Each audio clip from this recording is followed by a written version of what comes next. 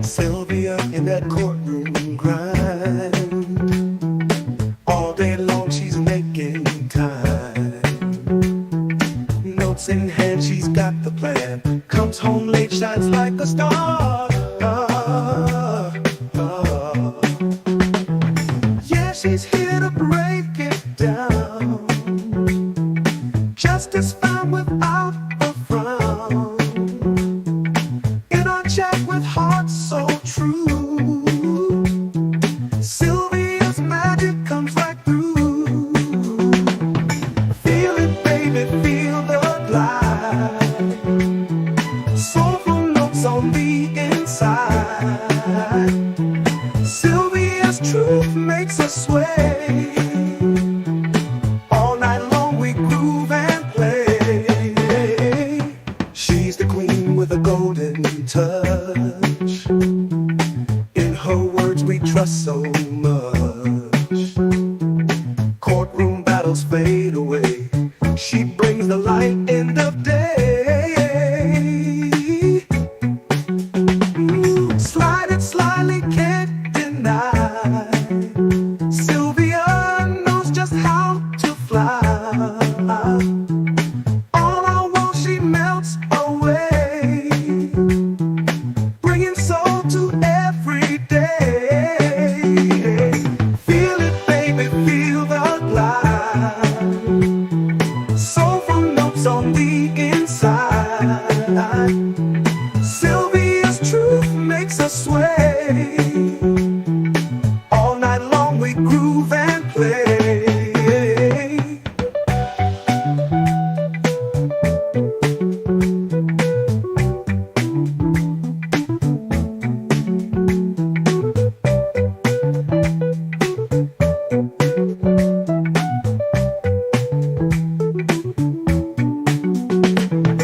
Feel it, baby, feel the glide. Soulful notes on the inside. Sylvia's truth makes us sway. All night long we groove and play. Groove and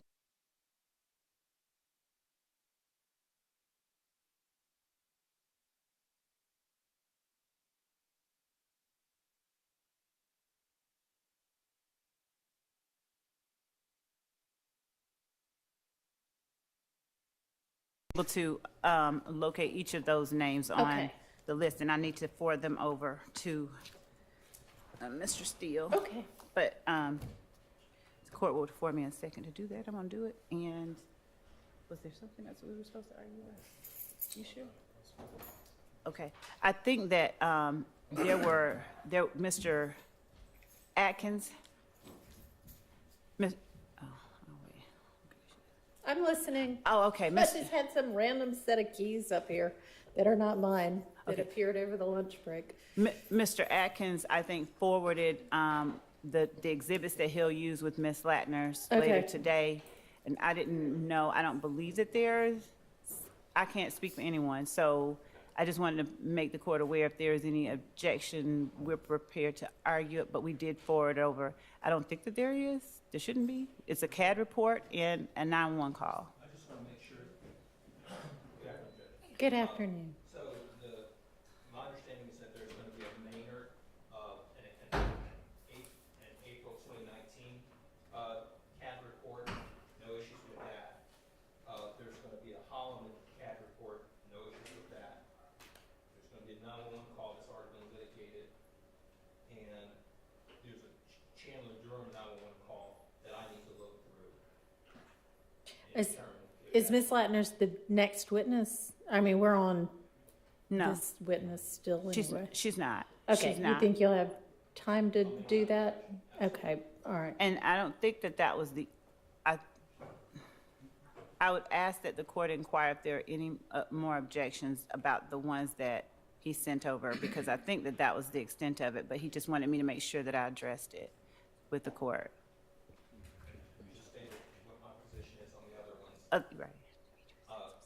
My issue is I want to go through that challenger on that one. Yes, we That's can do that. fine. We'll give you a chance to do that before. I will check, Your Honor, and good afternoon as well. I will check what was sent to our previous motion that we filed to exclude certain portions of Ms. Latner's 911 calls as well as CAD reports. And we already itemized that, but I could check it, no problem. Okay, well, hopefully Mr. Atkins has checked too and knows what comes in and what doesn't. And I believe that Mr. Smith as well forwarded some exhibits that he intends to introduce with the crime scene technician that he has coming up after this witness.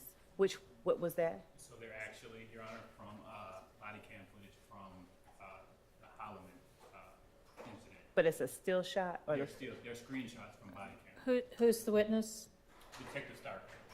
Detective who? Starks. So that's not the next witness or the next witness? No. I need to review what they sent over. Okay, Okay, who's going to be the next witness after Professor or Dr. Pitts? Dr. Pitts, it will be CST Porter. Porter? Yes, I think Montgomery might be the name on there. Okay. I mean, I don't see that name on here, but there it is, Montgomery. Okay.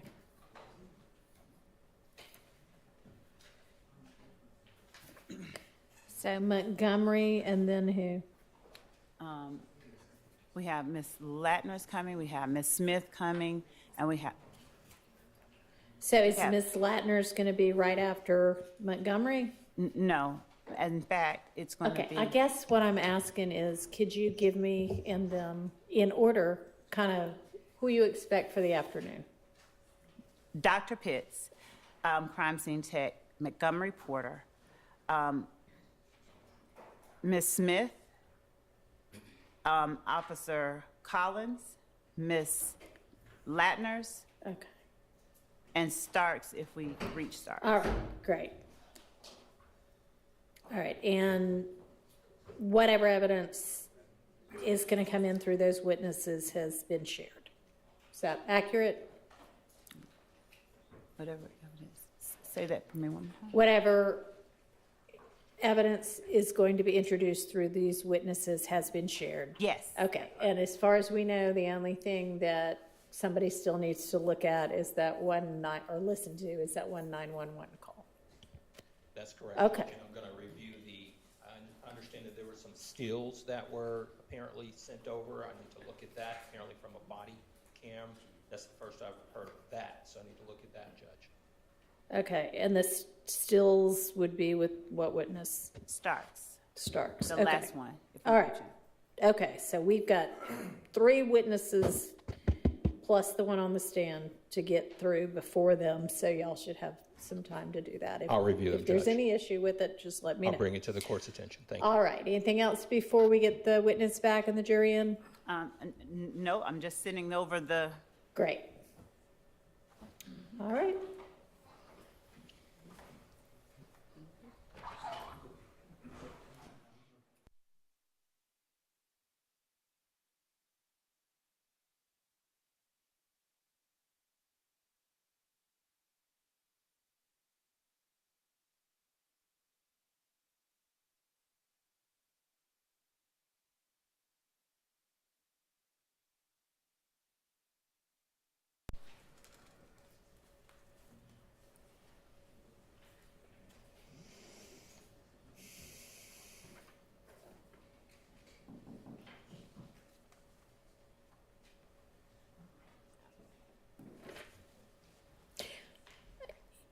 the Smith, A. Smith, whom there's a concern about? Camera? Yeah, Yes. okay. But it was also the court, we had talked about, Your Honor had asked specifically about threats, and it was more,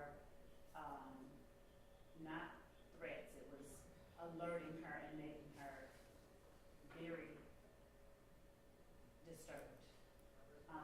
All right, so before we have her come in, there needs to be a determination made because we haven't done that yet. Okay. We're ready. I'm sorry.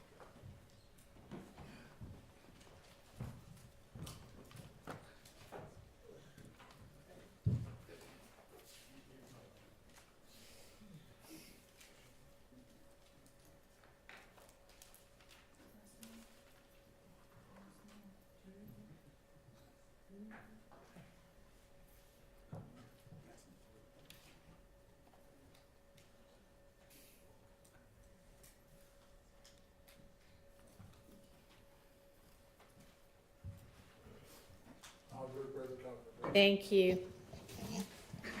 Go ahead, Mr. Brown.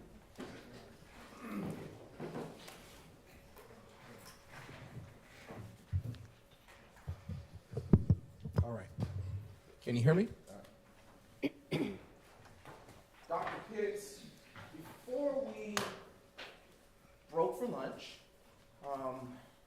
we were talking about the address of 2517 Donald Lee Hollowell Parkway. Do you recall that? Yes. Okay. And not sure, but was there a case, APD incident number associated with that location? Yes. Okay, what was that incident? 151180288. And with respect to this particular incident that occurred at that location just mentioned, do you recall who it was that called you out to that scene? Yes. Sutton. Okay. And around or about what time did you go out to that scene? I would have to look at my notes because it's not on this report.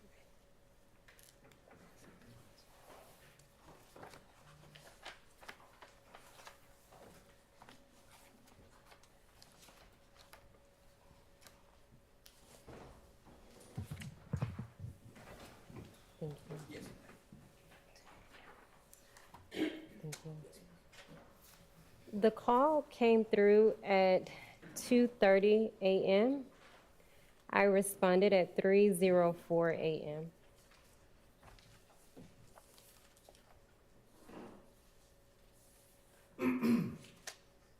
And you now have the photos in front of you. Using those if needed, can you recall whether the sun was up or down at that time? It was early morning. The sun was down. Okay. And when you got to that scene, as with the prior two cases that you testified about earlier, did you, in fact, process that crime scene at 2517 Donald Lee Hollowell Parkway Northwest? Yes. And when you began to process that, did you go through the same type of steps that you described earlier in the first two APD incident numbers? Yes. And what, in terms of processing, did you collect any evidence at that time? Yes. What evidence was located on that at that crime scene? 49 shell casings and 1 projectile.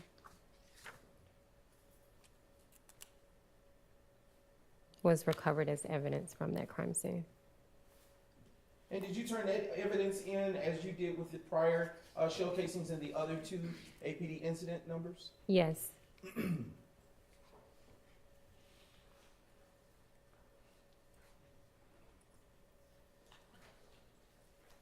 Was any of the evidence in the first APD incident number tested by you for anything?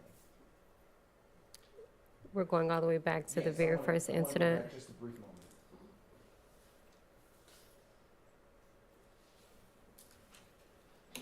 Was that the Springdale location? What That would have location was been that? Or the the- Hill Street? Yes, the Hill Street location.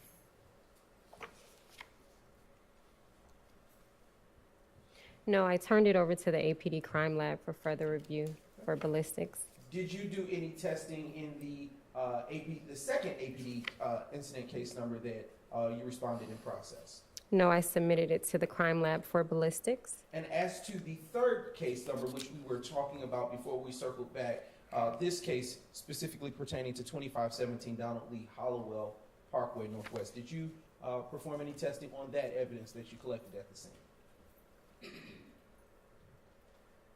No, I turned this over to the APD property unit. Okay. I am now going to have published for you the crime scene photos that were already admitted that have been identified as state's exhibits 2 Juliet through 92 Juliet, and Your Honor, there will only be a select few. Thank you. Yes. All right.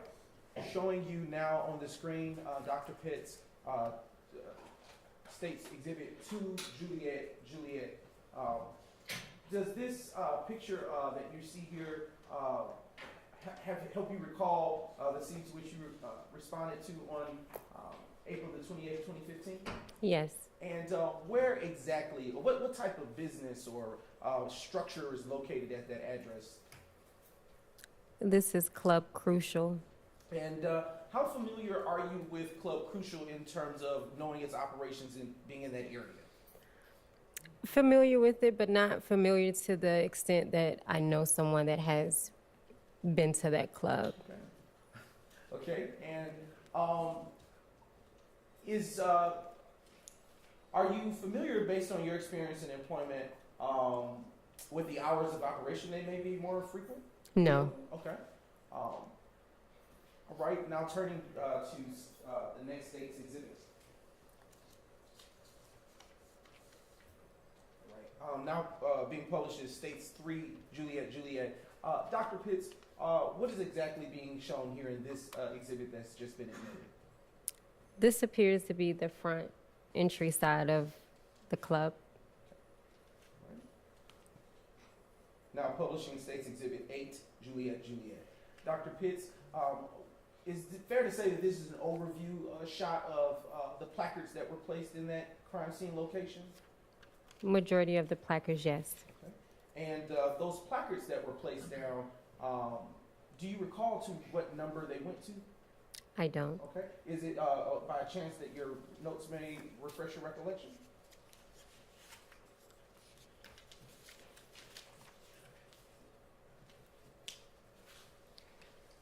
It could have went up to 50, being that I had 49 shell casings that were recovered and 1 projectile piece that was recovered. Okay. Now showing you States Exhibit 50 Juliet. Dr. Pitts, why was this vehicle of interest to you during your processing of the crime scene, such that you would take a photo of it? It could be that it's been damaged. That would be the only reason that I would photograph it. Okay. And what is the license plate that you see associated with that vehicle? AUX 9521. All right. Do you can you make out a color for that vehicle? It appears to be plum, Okay. maroon. All right, now turning to the next state's exhibit. Now published on the screen is 52 Juliet. Dr. Pitts, do you see on this exhibit any damage from what could have been gunfire in this exhibit? Yes. Okay, all right, now zooming in for a closer view. Can you see, Dr. Pitts, or describe where you may see such defects to this vehicle? Over the back tire, maybe that's called the fender, I'm not really sure. All right. Now turning to State's Exhibit 53, Juliet.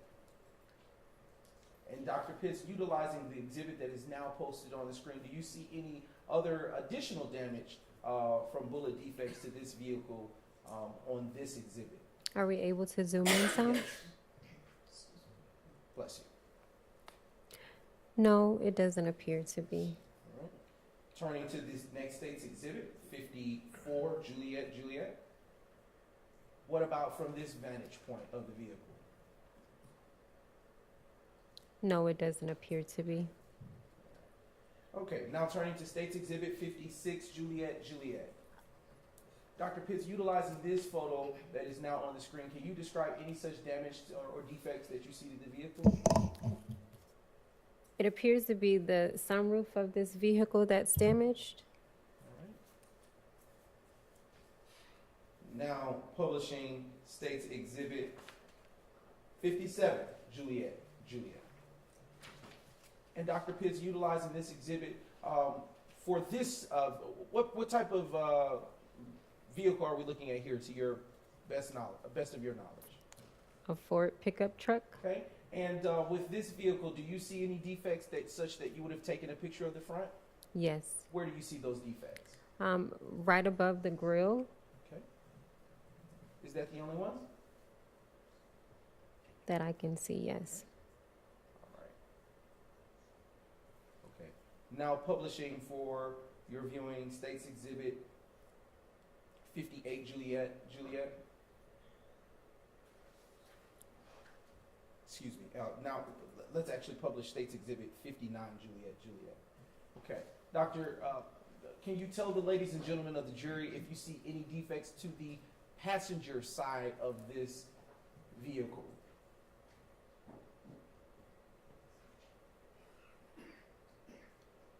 It doesn't appear to be. Okay. Where the cursor is located, can you see any such type of damage or defect? Yes. Okay. Now turning to State's Exhibit 60, Juliet. And was there anything of value in terms of your experience as a crime scene tech that you would take the rear of this photo, this rear photo of the truck? Well, as I mentioned earlier on, when you're photographing a vehicle, you should be capturing all four sides of that car. So it doesn't appear that I see a defect, and so it just appears to be that this photograph was captured for documentation purposes. And what is the what is the license plate or tag number associated with this pickup truck? I do wear contacts, so I think it's BZE 0994. Okay. All right. And we are now publishing State's Exhibit 62, Juliet. Dr. Pitts, was this another such vehicle that was impacted or received defects at the Club Crucial location? Yes. Okay. And do you, from this vantage point of the vehicle, see any defects where the cursor once was, but I believe it did move? Okay. Are we able to zoom in some? Yes, that's what I believe is happening. Yes.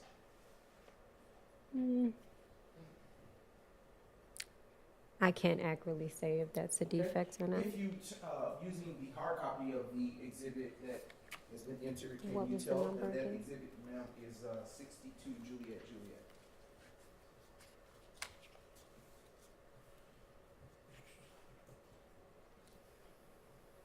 It still appeared to look the same. Okay. So yeah, I can't. All right. Now publishing 63 Juliet.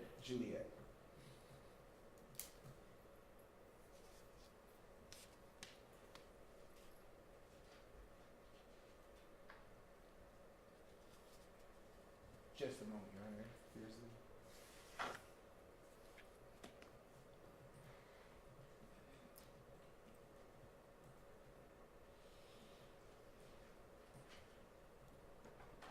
Thank you, Ms. Knight. Dr. Pitts, before we ask any questions about the exhibit that is published at this point, can you tell the ladies and gentlemen of the jury what vehicle you know this to be, if at all?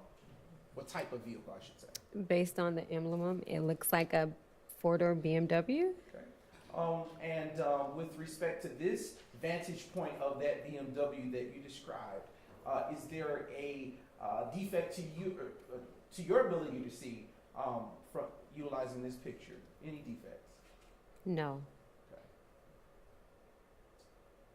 Where the cursor is, can you describe whether you believe that to be to the right of the cursor? That is, can you describe if you know that to be a defect? What was And the this number? is State's Exhibit 63, Juliet.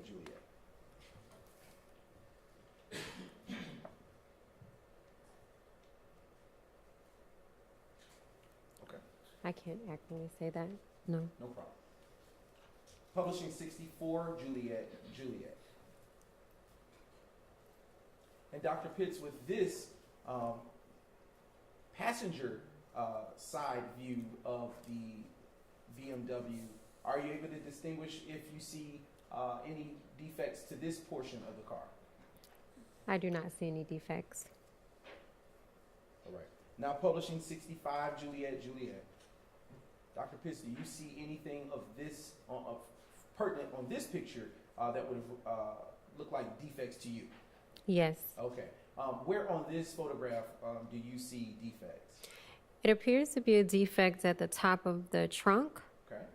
and then on the bottom lower area of the fender, the back fender. And what is the what is the tag number that is associated, if you can make it out, associated with this vehicle? I think that's P YI 4970. Yes, ma'am. All right. Now publishing the next State's Exhibit, which is State's Exhibit 68, Juliet. What type of vehicle, based on this photo, can you tell, make this out to be? This is a Volvo. And is there a tag number that you can see associated with this vehicle? Yes. What is that tag number, Dr. Pitts? Can we zoom in Yes, just so ma'am. I can get the first? The first letter appears to be maybe P TG 7271, Okay. What state is that tag associated with? Georgia. All right. And do you see any defects to this vehicle here on this view? No. Okay. Now publishing State's Exhibit 70, Juliet. What about here, Dr. Pitts? Do you see any defects that drew your attention when you processed this crime scene and this vehicle on it? No. All right. Okay.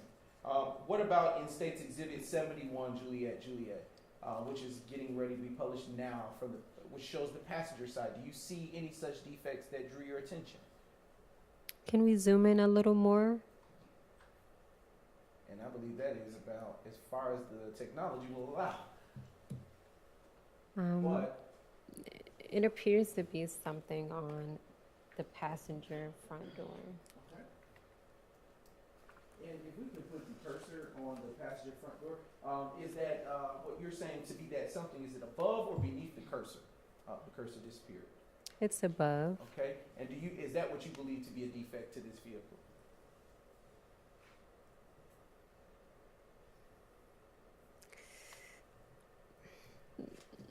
I'm gonna say it's not a defect because I'm not 100%. I'm gonna say it's not a defect. I'm not 100% sure. Okay. Now showing you what has been pre-marked and admitted as State's Exhibit 72, Juliet.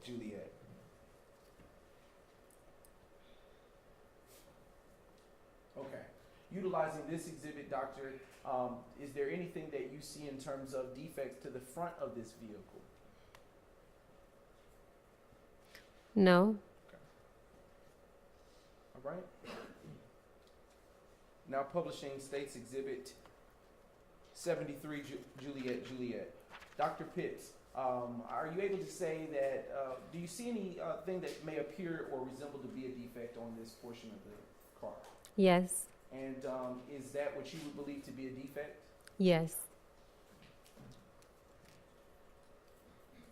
Now publishing State's Exhibit 74, Juliet. And Dr. Pitts, using this exhibit, can you tell what type of vehicle this is? A Nissan Sentra. And what's the, if we could zoom in? Does there appear to be a permanent or a temporary tag here? It's a drive-out tag. And I know this may be a little smaller, but can you make out those letters or numbers if you can see them? 14310132. And what appears to be the expiration date? May 29th, 2015. Okay, now publishing States Exhibit 76, Juliet.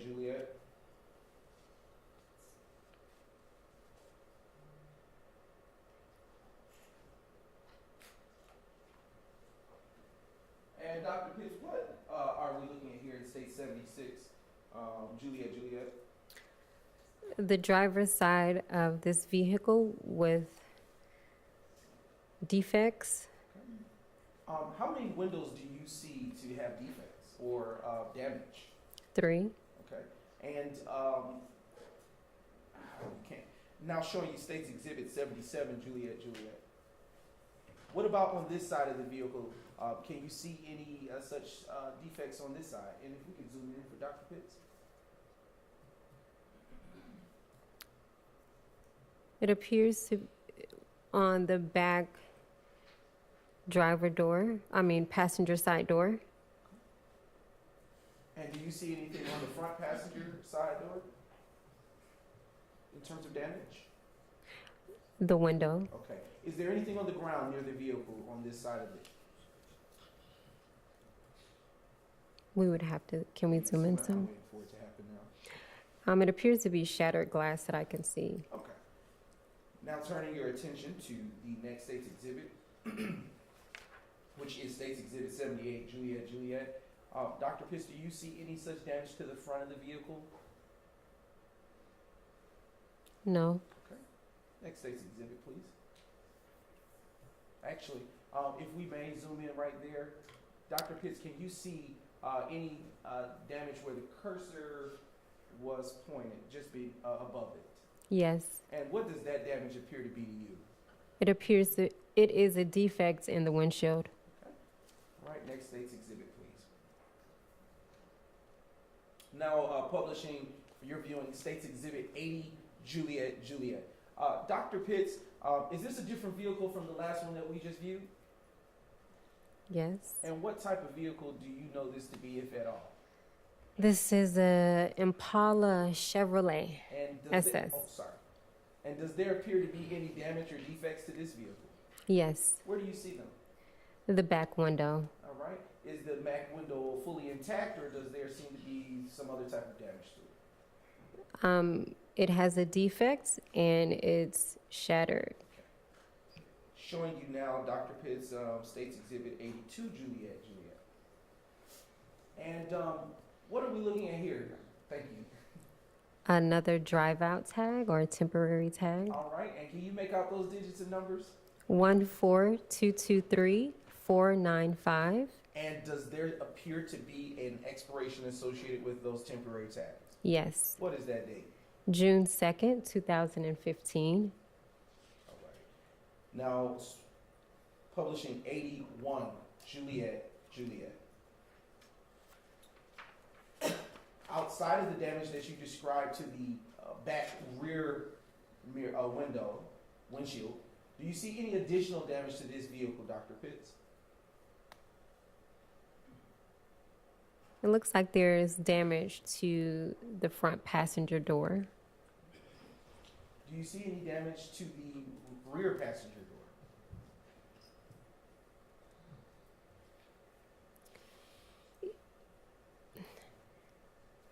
It looks like it could be a scrape or a dent, but I would maybe need to zoom in some. What was the number again? Yes, that is State's Exhibit, go back real quick for you, 81, Juliet. Thank you.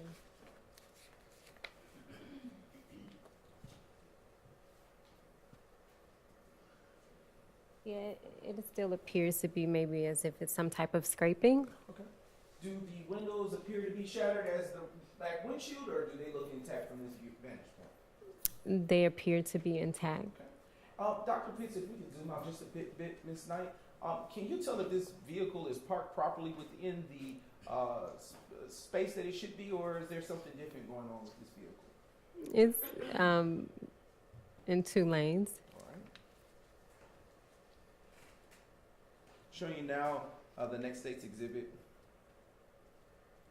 83 Juliet. And if we could just zoom in partially. Dr. Pitts, do you see any damage to this portion of the vehicle, the driver's side?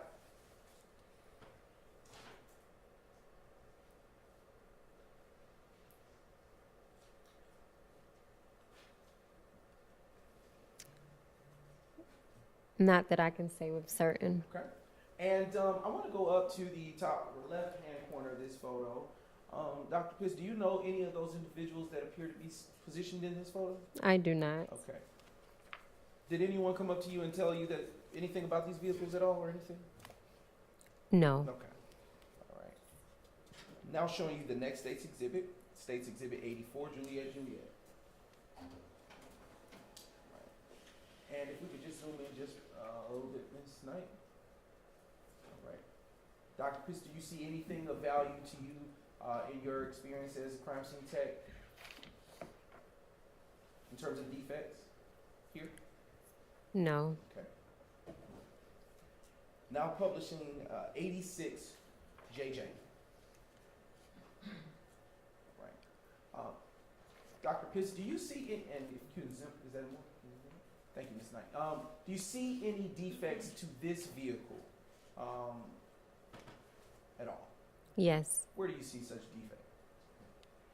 Initially, I saw something on the front fender towards Okay. under the grill and then the windshield. Okay.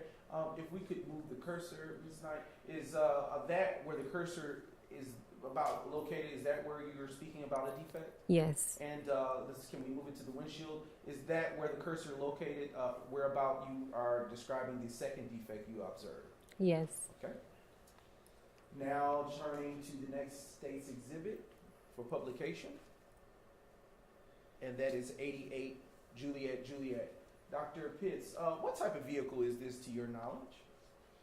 A Challenger? Okay, and do you see a license plate or tag identifier associated with this vehicle? Yes. What type of digits are associated with this vehicle? BBN 9843. All right, and now, do you see any defects to this portion of the vehicle, the rear of the Challenger? Are we able to zoom in a little? Yes.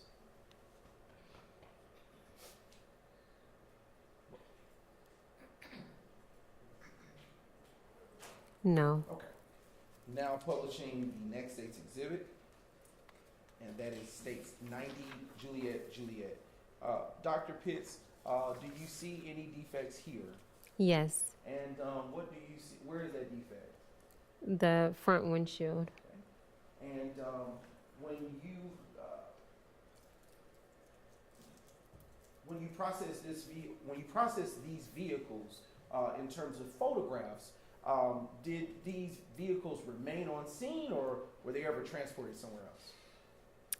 That I have no idea. All right.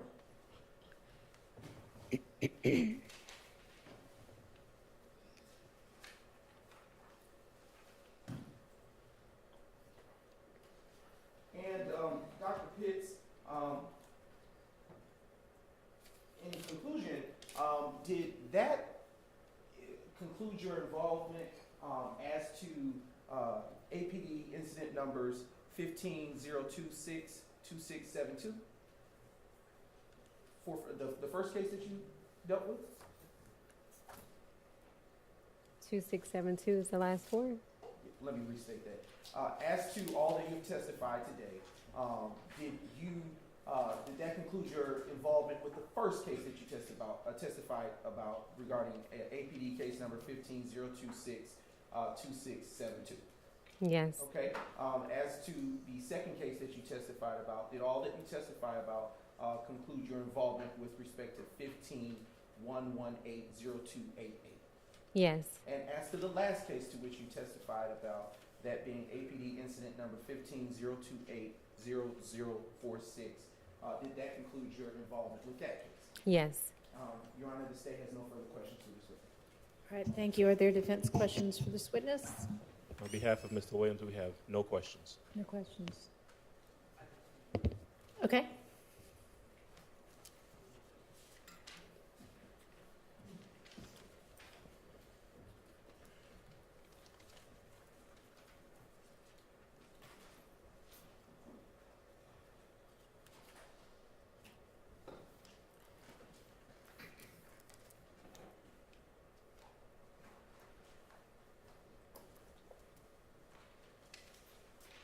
Good afternoon, Dr. Pitts. Hello, how are you? I'm fine. How are you? I'm good. Okay. My name is Max Shard. I represent Shannon Stillwell. I just want to ask you a couple questions about your work on January 26th Okay. at 1007 Hill Street, okay? Okay. All right. And if you need to refer to your reports, just let me know, and then that's fine. But we just need to, for the record, just make it clear that you're referring to your report, okay? Okay. All right, thank you. As I understand, you were the crime scene technician on that scene, correct? Yes. Okay, and were you the only crime scene technician on that scene? Yes. All right. And I understand your testimony is that you took a large amount of photographs and also collected shell casings. Yes. Okay. Now, when you're at a crime scene working as a crime scene tech, do you dictate your actions or do you follow the responding officer? How does that work? It's based off of my discretion. The first responding officer really just briefs me during that initial walkthrough of what they've uncovered, but no, they do not tell me or lead me on how to process a crime scene. Okay. And these shell casings, I believe your testimony is you've collected 65 documented and collected 65 shell casings from that scene. Is that correct? Yes, based on my notes, yes. Okay. And I'm not asking for an exact measurement, but with your fingers, I guess, could you show the jury how large these shell casings are? Are we able to pull up a photo so I can make sure that I'm referencing the correct Certainly. shell casings? I believe it's the batch labeled GG. Is it starting with 1 GG? Okay. I know that there's some photos in there of different shell casings.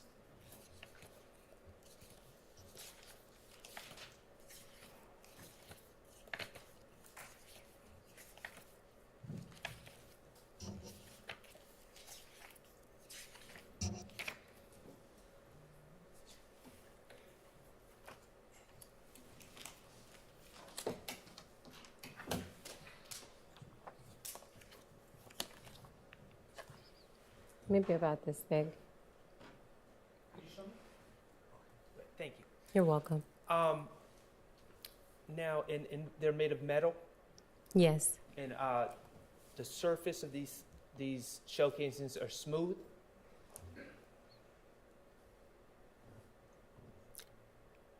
Yes, I guess. I'm not an expert in the manufacturing of shell casings. Okay, well, when you collect them, do they appear to be smooth, the surface? For the most part, yes. All right.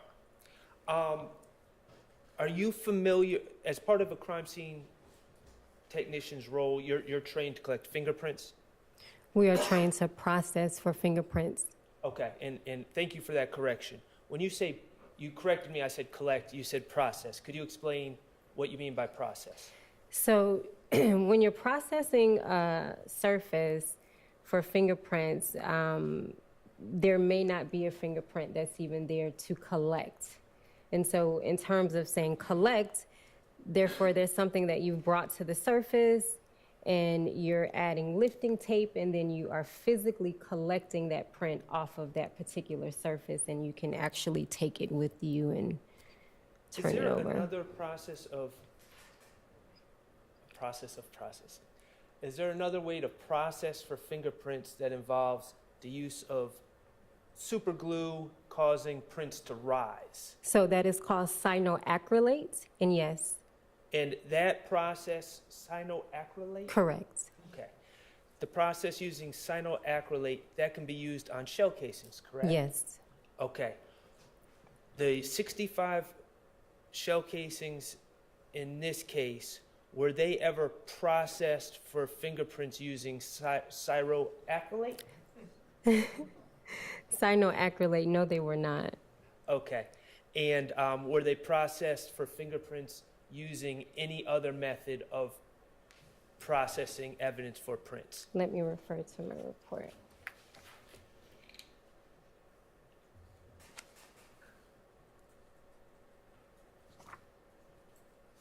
According to my report, no, I turned them over to the APD crime lab for ballistics testing. Okay, thank you. You're welcome. Any other defense counsel with questions for this witness? All right, any redirect? No, Your Honor. All right, thank you so much for your time. You're excused. Call your next witness.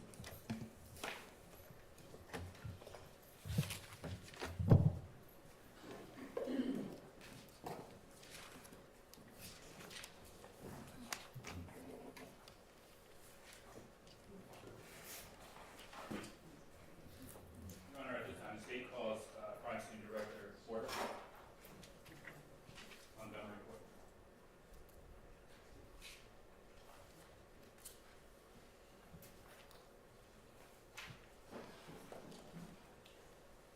I'm just wondering why that person's not walking in the door right now.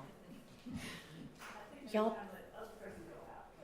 the other person's been out, and there's no harm in them passing by each other. I actually, I'm not trying to be a stickler, but any little bit of time we can save, everybody would appreciate.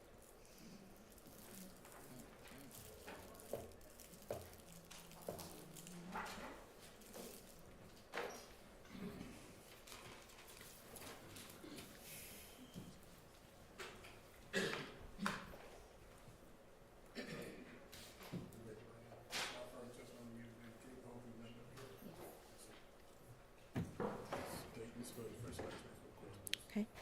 LaShantis Porter, LaShanTise.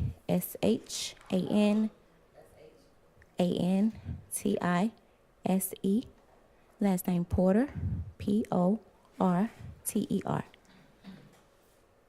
Ms. Porter, good afternoon. Hey, how are you?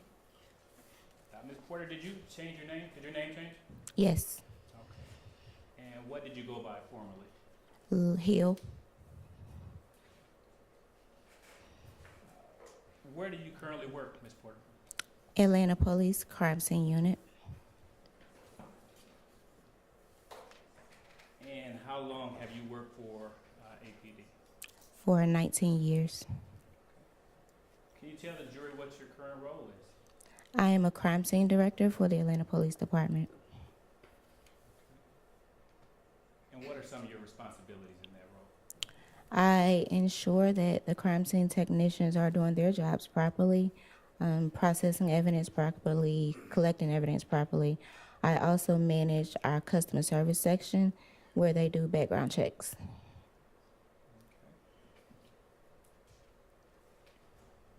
And how long have you been in that role? For 3 months. In 2014, strike that. Yeah, in 2014, what was your position? A senior crime scene technician, And what were some of your responsibilities as a senior crime scene technician? responding to crime scene calls, processing evidence, and assisting with training new hires. Now, it's kind of important to distinguish. Are you a member of law enforcement? Yes, however, I'm a civilian employee.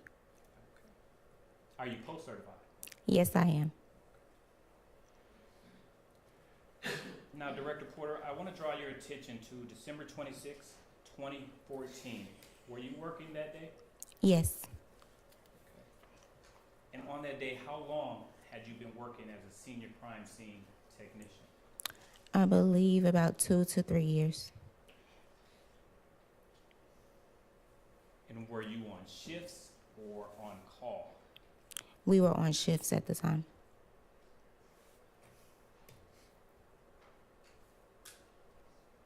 And what was your shift? I was 4 p.m. to 12 a.m. Were you alone or with a partner? I was alone.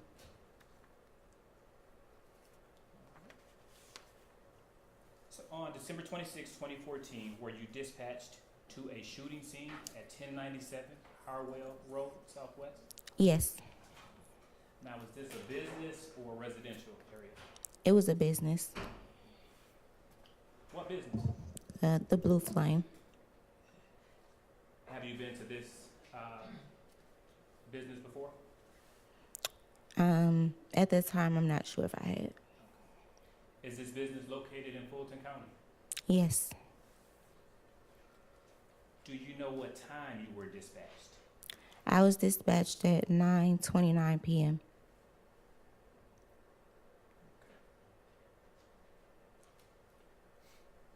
Now, what was your job when you arrived on scene?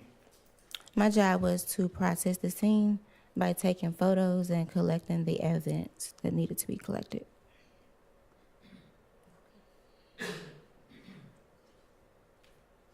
Now, is there a difference between searching for evidence and collecting evidence? Yes. And what is that difference? So if you're searching for evidence, you're combing the scene, looking for items of evidentiary value. Collecting, you have located those items and you are now collecting them for processing and submissions. Did you search for any evidence in this case?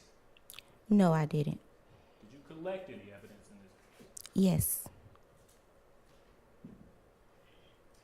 What did you collect? I collected 7 shell casings. And where did you collect these shell casings from? The shell cases were located in the parking lot of the business. Of the Blue Flame? Yes, Did you happen to take any photographs? yes, I did. About how many photographs did you take? I took 63 photographs.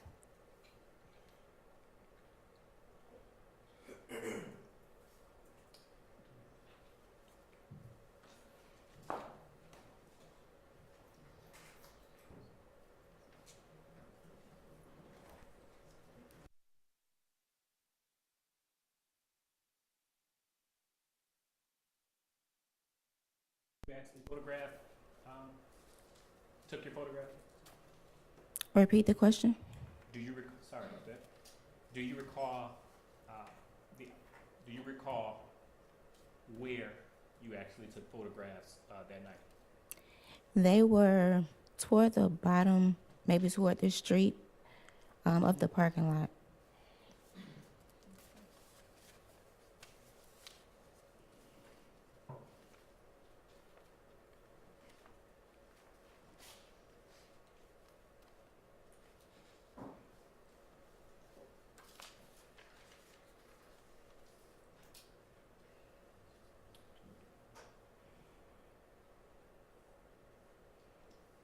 And the shell casings that you collected, were they all of the same type?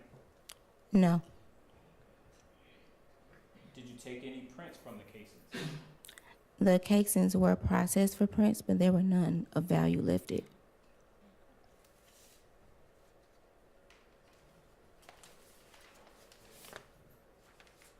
All right. What did you do with the shell casings you did collect?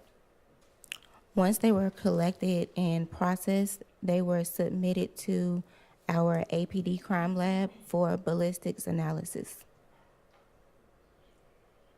Did you perform any ballistics testing? No. Now, what did you do with the photographs? The photographs were placed on a disc and sent to our photo lab.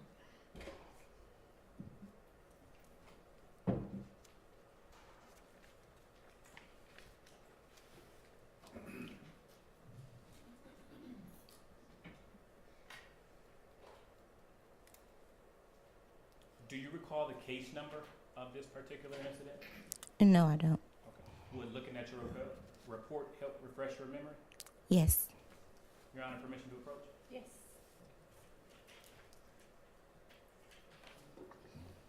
Let's take a look at that. Once you have a moment to look at it, look up at me.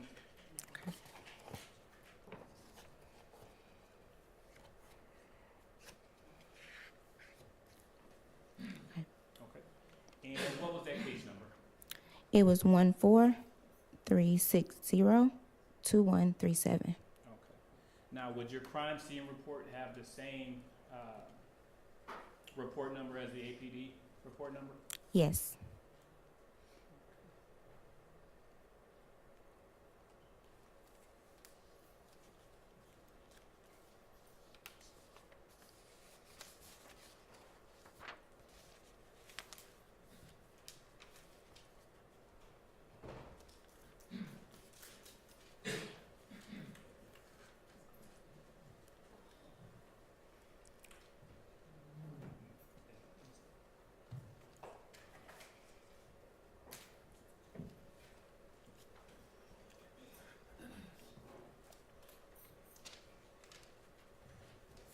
I am now showing you what's been marked as 33 Delta, Delta, Delta through 96 Delta, Delta, Delta. Permission to approach, Your Honor? You may. All right. And these have been previously served to defense counsel.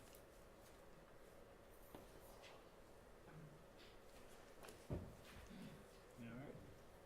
Take a moment to look at those.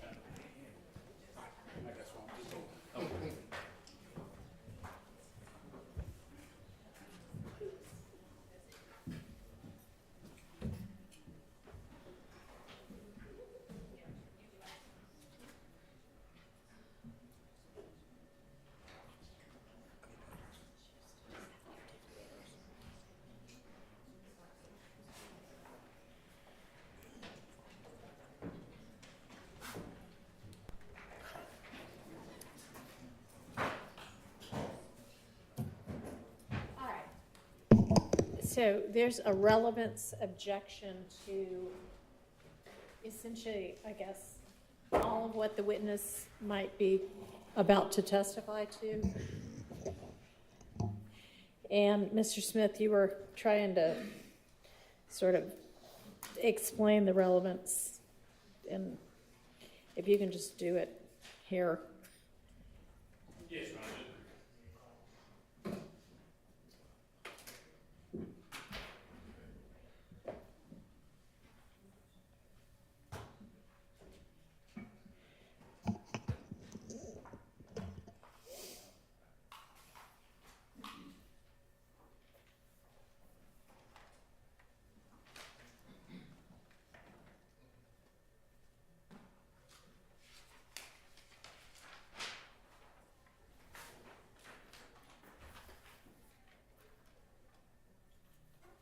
Whenever you're ready.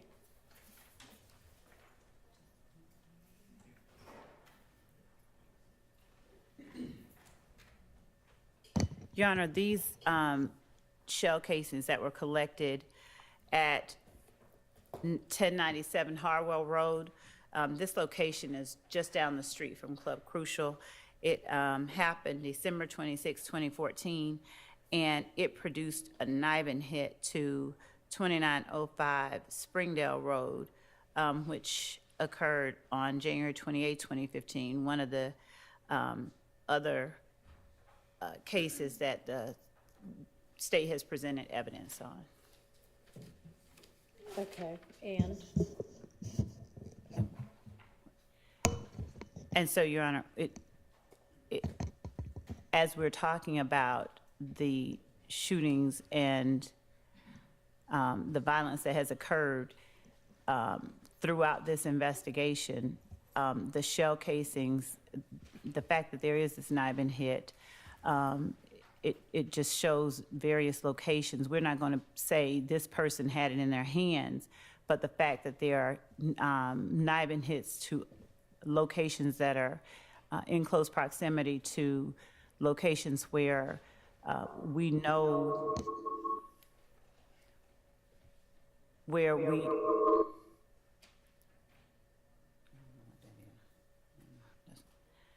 where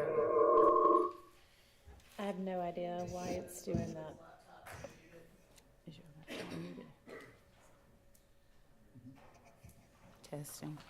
Testing. Where we know that other instances that have involved the groups of people that are an interest in this gang war have been seen and apprehended at.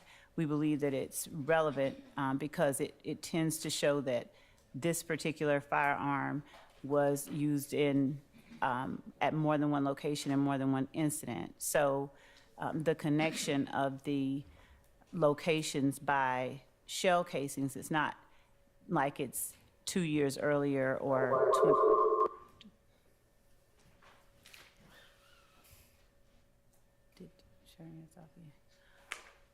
20 miles away.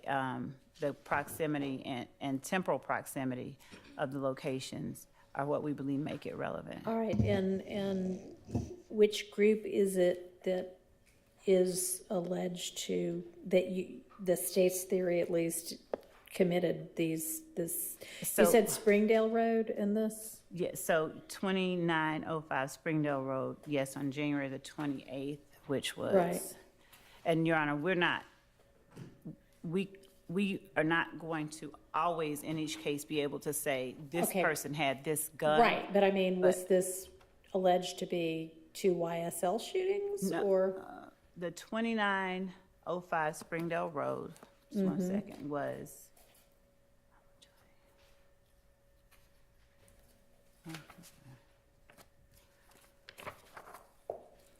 January 28th. Was the location of Miss Antrevia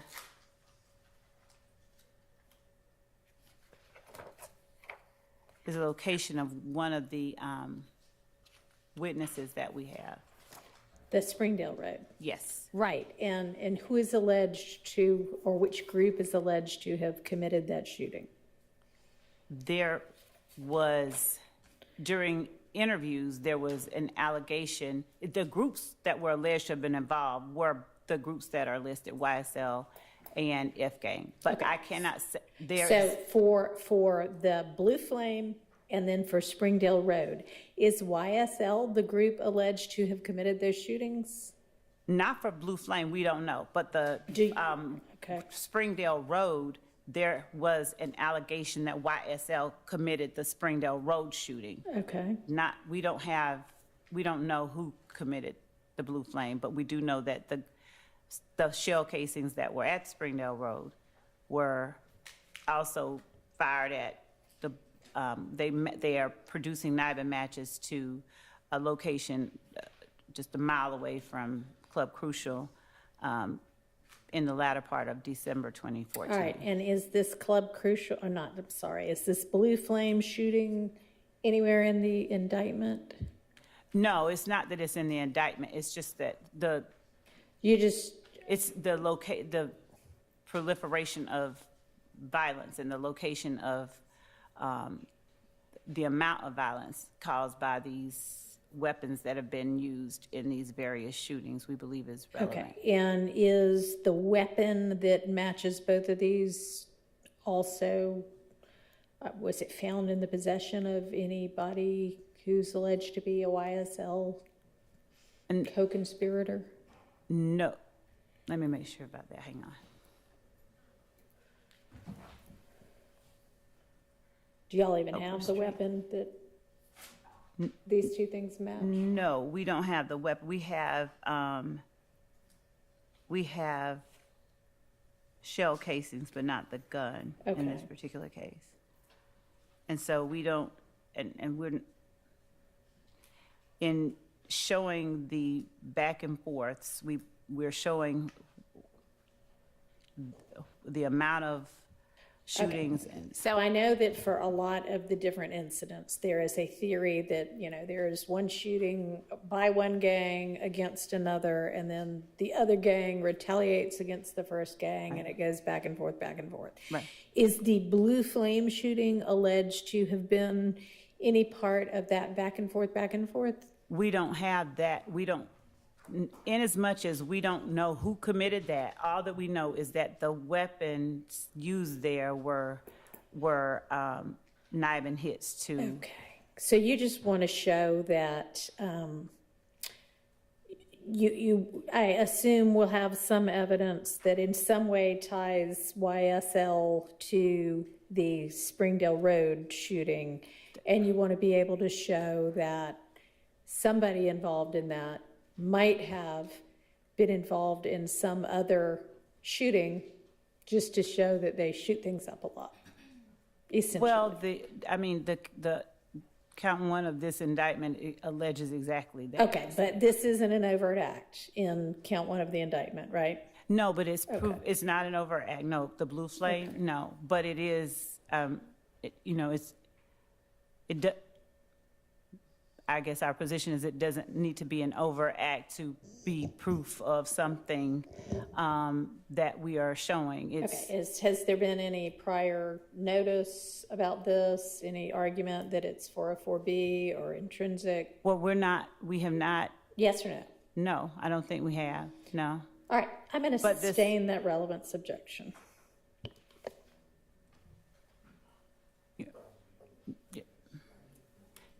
Yeah.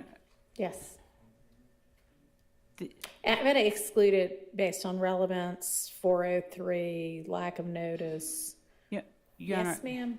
well, Your Honor, inasmuch as it has produced a knife and hit and that they have known, we have provided that information from day one. This is not something that has been kept. And inasmuch as it is a firearm that has been used in a shooting that we believe was committed by and perpetrated by one of the, or at least a member or associate of the enterprise that we're talking about for a reason, that, Okay, well, I asked you if you had anything that tied this gun to a particular YSL co-conspirator, and you said no. I'm sorry, but we said that 2905 Springdale Road is a location that we have heard from interviews that a YSL person shot up. We don't have a particular YSL person. And the fact that that same firearm was used less than a month, about a month earlier at a location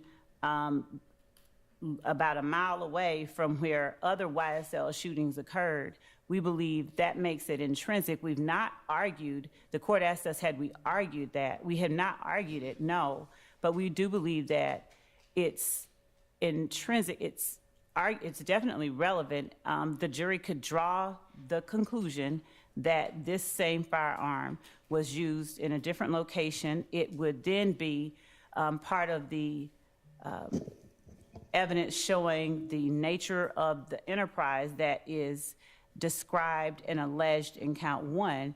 So inasmuch as the relevance, we believe, is that this firearm that we believe was used by a YSL member is used in another location, showing the level of the type of violence, showing the nature of the acts committed by the enterprise.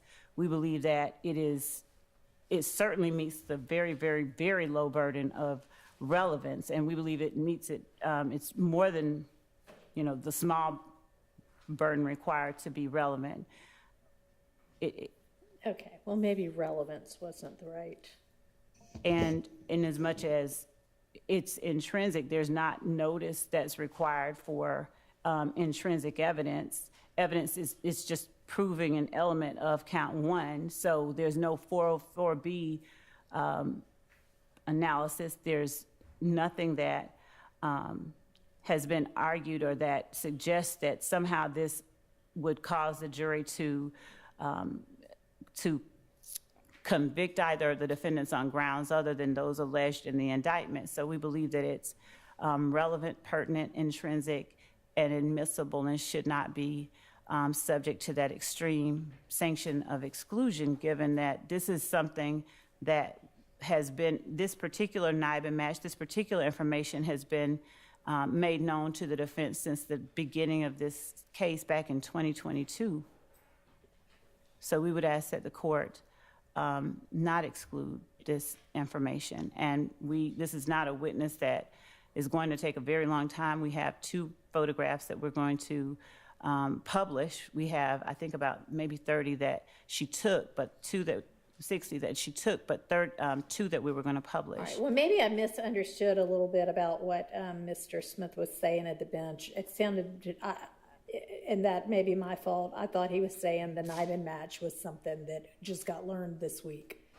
No. So that was my misunderstanding. No. Maybe you just meant, I don't know what you meant. So you said something about things that had just occurred this week. Well, we just put these witnesses back on the list. But no. Okay. So I'll hear from the defense. Your Honor. Yes, sir. Well, first of all, there's a lot of irrelevant police reports that are included in discovery. Talk into your mic, please. There are many, many irrelevant police reports and irrelevant incidents that are included in discovery. So just because the state put in discovery and we didn't jump up and down doesn't all of a sudden make something relevant or pass 403. Your Honor, what the state is not telling you, and quite honestly, I don't think they're being a little misleading. The 2905 Springdale Road address, yes, that's in Trivia Smith's house. No one was ever charged with that. There's no solid evidence whatsoever. The state wants to say, oh, well, we believe YSL is involved. They didn't say a name. They didn't say anyone that's allegedly did the shooting. They have no idea. And, they also know from the discovery, if we're being honest about it, in the discovery, there's several references to Shell Kell shooting up 2905 Springdale Road. Nothing's funny about this. And the reality is They have no clue. The police have no clue. No one was charged with it. And now they want to bring in a separate incident that involves a man, it appears from me reading the police report, a man, Mr. Strozier, who's targeted outside Blue Flame, waiting on his wife to cash out. Probably a robbery. Mr. Strozier has no relation that I know of to either YSL or If Gang or anything else that would suggest this is a back and forth shooting between the two groups. This has nothing to do with anything. Your Honor, if I may respond briefly. Contrary to the belief, I guess, by counsel for defendant Stillwell regarding the information that we provided to the court heard me say, and I maintained what address was at that location. I started to say the name and then I chose not to say all of it. But it is alleged at that time that she had begun seeing Kelvin Watts. And this is the precipitation of the providing of that video where we see Antonio Sledge and Quindaria Zachary saying we ain't going back and forth. She provided this to the police after this shooting, right after this shooting. That's how she interfaced with Detective Dennis. So while a member of YSL, I think Mr. Zachary, said something to the effect of, you know, well, somebody said Shell Kell shot it up. But at the time that this shooting happened, she was dating Mr. Watts. And so there was, you know, it was said sort of sheepishly, the court can hear it, it'll come in, I believe, during other testimony. But the idea that I'm certain there would be a desire that everything that we put in here is considered irrelevant, but it's not, simply because an assertion is made by, you know, one of the accused that it's not relevant. It is in fact relevant. It does not, there's nothing that warrants its exclusion. It meets the very low requirement for relevance, and arguments to the contrary don't take into account the information I believe we've just shared with the court. And no one has ever said anything about the victim in this case. We're not bringing up his name. We're not trying to say he has anything to do with it. But guess what? A lot of the other shootings that occurred, for instance, the location of Miss B, she wasn't an intended target, and that's one of the themes here. We see people who aren't intended targets getting affected by the violence that's perpetrated by persons on behalf of this enterprise. And so in as much as that person's name, you know. Do you have any evidence that the shooting at the Blue Flame was perpetrated on behalf of, at the direction of YSL? Your Honor, what the evidence that we have that we believe suggests that a member of YSL was involved in that is a Nibin hit to the... Okay. A member of YSL was involved in that is not the same as it was done at the direction of, in furtherance of YSL. And Your Honor, So I get that. all you have is that the gun used here is suspected to have, was apparently the same gun used at the Springdale Road location, which is suspected to have been done by a YSL member, but could equally have been done by somebody who's not YSL, under the theory that, I mean, Your Honor, it's circumstantial evidence. right? It is circumstantial evidence. It is All right. Right. And I mean, yes, you can prove your case based on circumstantial evidence. You have a right to do that. But I do not find that this Blue Flame incident is intrinsic to the issues in this indictment. So I am excluding it. All right. So does that mean that we're done with this witness? Your Honor, if the court's going to exclude that one, then we'll... Your Honor, could we just have a instruction to the jury to just strike the testimony about this incident? Well, they hadn't heard much of anything yet anyway, but yes. All right. Your Honor. Yes.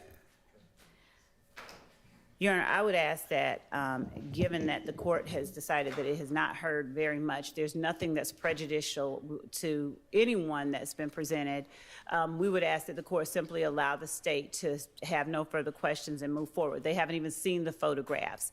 And so to strike the information, there's nothing that has been in any way that could, they be considered harmful. So we'd ask that.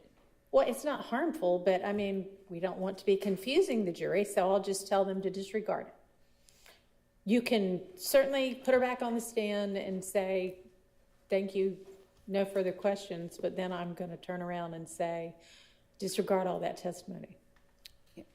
If you want me to say it in a way that you want to come up with a particular way for me to potentially say it, I'm willing to consider it. Just one moment, Your Honor, if Okay. the court will allow us. Anybody need to use the restroom while we're on break anyway? Yes, okay. Your Think Honor, about it while, let's try to take, yes, sir. And when you come back, or can do it now. We can do it now. Thank you, Judge.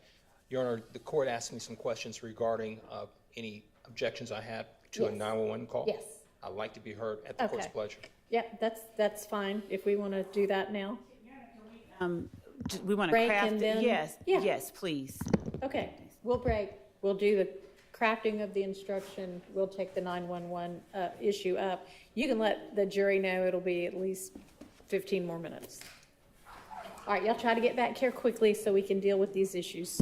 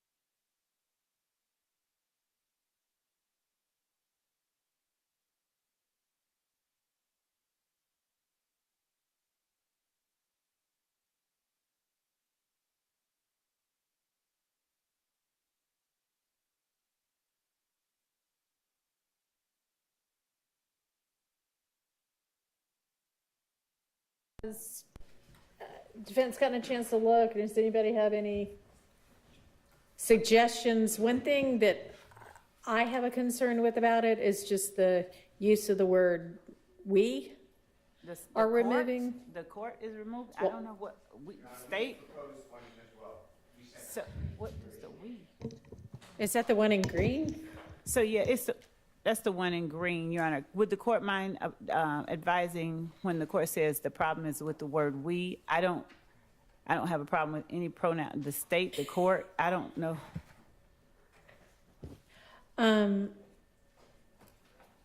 This court is Hang on, removing? I haven't gotten anything from y'all, Mr. Steele, and it may be that you just sent it to Ms. Pursfield, and she'll be in here in just a minute, but you want to just And tell you're- me what it is?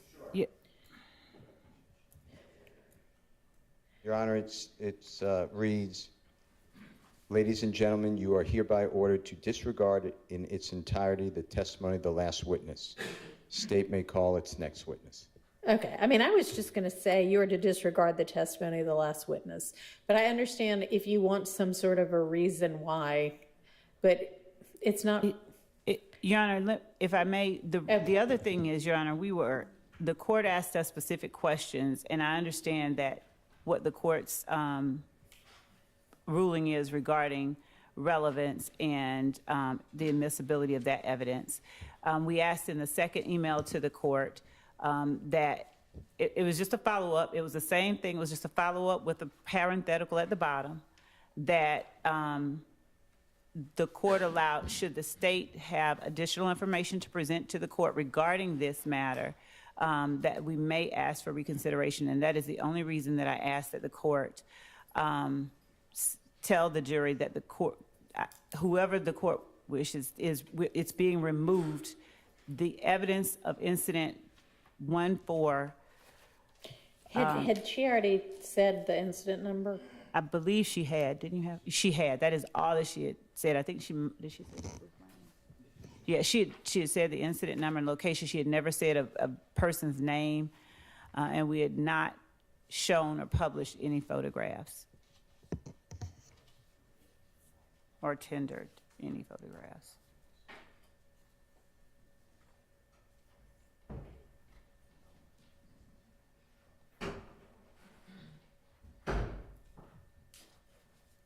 All right, I'll hear from anybody as to this. Your Honor, I just would like the instruction that we gave or asked for in writing. If you don't have it, it's what I read out. And I'm just going to say at this time, you're to disregard the testimony of the last witness. okay. That way, the at this time's in there, and if it comes up later, great. And the bigger problem Thank you, Your Honor. with this is the state is saying we have evidence from somebody that they never disclosed to us. We've asked for expert reports. We've gotten zero. And that's been the problem the whole time. I'm confused now about what you're talking sure. about. Evidence of what? Evidence that a YSL member committed the Springdale Yeah, so it's, thing? Well, I don't know that would be an expert. well, what they're saying is gang experts go out and interview people, but we don't have any of those interviews. So we're just, trusting the word of Miss Love. And that happens all the time because we don't get an expert report by saying, why is the blue flame linked to this crime, besides just a random hit on a computer database. But that's besides the point. I understand we have a jury. I don't want it to read the incident. It sounds like the court is saying that it happened. It has something to do with this case. We just want to say disregard the witness's testimony. The state can call its next witness. All right. Let's get the jury out. Oh, gosh, you're right. Yes, thank you. Yeah. Short attention span sometimes. Was there something else on this, Ms. Love, before we move to the 911? No, Your Honor. The court intends to give the instruction. I'm just going to say at this time, you're to disregard the testimony of the last witness. Thank you, and whenever Mr. Matthews has his. So, Judge, good afternoon. There's a 911 call that is going to be planned to be introduced by the state. It's from a March 12th, 2020 theft of a vehicle call. Your Honor, I have had an opportunity to listen to the 911 call. And based on the 911 call, Your Honor, it's our position that that call is a testimonial call that would be excluded All right. under the confrontation All right, clause. I may need to listen to it. Do you know how long after? It's the about a incident? minute or two, Oh, no, couple no, no, I minutes. meant how long after the incident it came in? How long after? Oh, yes. So according to the 911 call, it was, the caller said that over an hour ago, the theft took place. All right, I'll take a listen, Okay? if somebody can cue that up for me. Okay. While they're queuing it up, Your Honor, I would submit that when you listen to the call, it's not going to indicate that it's thwarting an ongoing crime. It's not going to be to seek any assistance in any situation involving immediate danger. And the callers, Chandler Durham or this other person, hasn't been called as a witness. We've never had an opportunity to cross-examine this person at any prior proceedings or anything of that nature. So this will be the first time. So that's what makes it, in our opinion, testimonial. And the cases that I'd like to cite for the court is going to be two cases, Pitts versus the state, 280 Georgia, 288. That's an 06 case. It's been cited several times. It was one of the recent sightings on it was McCord versus the state, 305 Georgia, 318. It's a 2019 case. All right. This is not a present citizen impression call that you're about to hear, in our opinion. Mr. Atkins is queuing that up for the court. Thank you.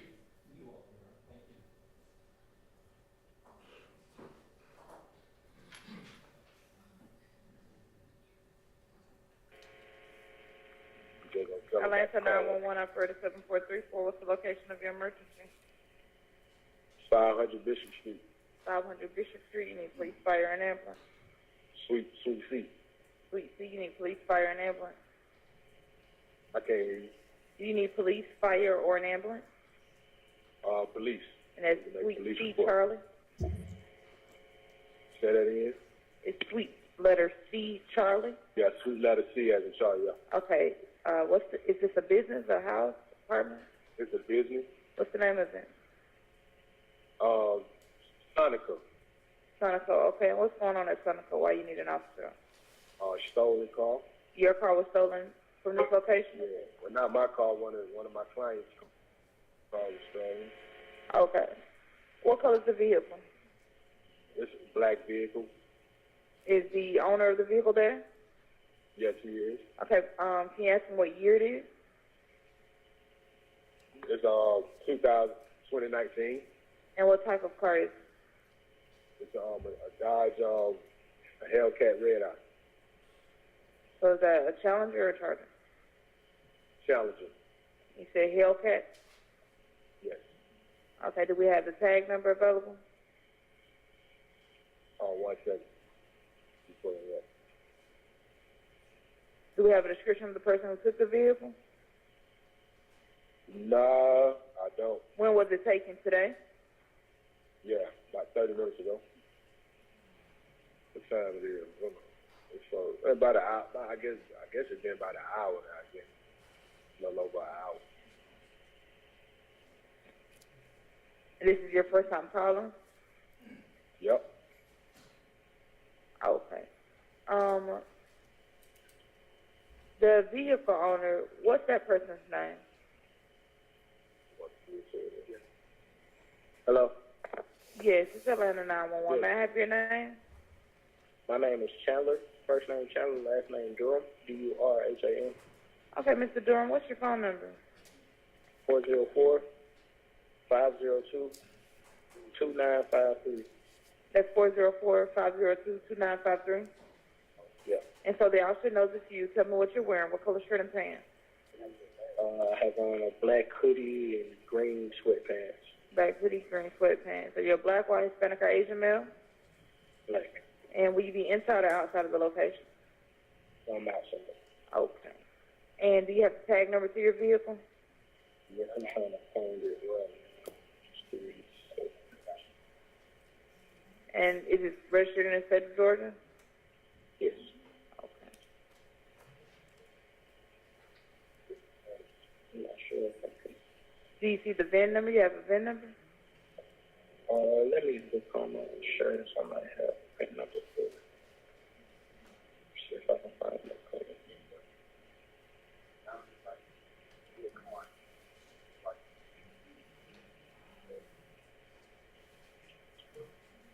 No, I don't have the VIN number. Okay.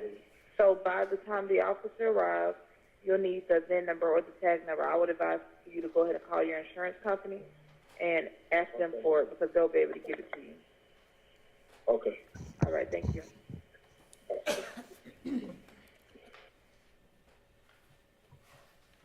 All right. So, Your Honor, the caller initially says, I don't know if the court heard it, but I heard it, says, need a police report. It's number one. There were two callers on the call. One was the owner of the business. The second one was the victim of the theft of the vehicle. And that description that the court heard, that was the description of Chandler Durham, who says, I have on a black hoodie, I'll be Yeah. outside, so forth. Seems like they When the- switched the phone over. They switched the phone after a few over. minutes to say, for him to give the details. Right, and Durham says, hey, I have a black hoodie Yeah. on, green pants, I'll be outside when the police get there. So the police get there, and then they do some further questioning. So in our, based on the law, Your Honor, this is a testimonial call. It doesn't involve a present sense impression, Your Honor. The court heard the call. And it was over an hour after the theft of the vehicle. So it's not to thwart an ongoing crime, and it's not to seek any assistance in a situation involving imminent danger. They don't know who took the car. They have no other information other than the car is gone when they discover it. So they call in to make a report, have a police officer come out there.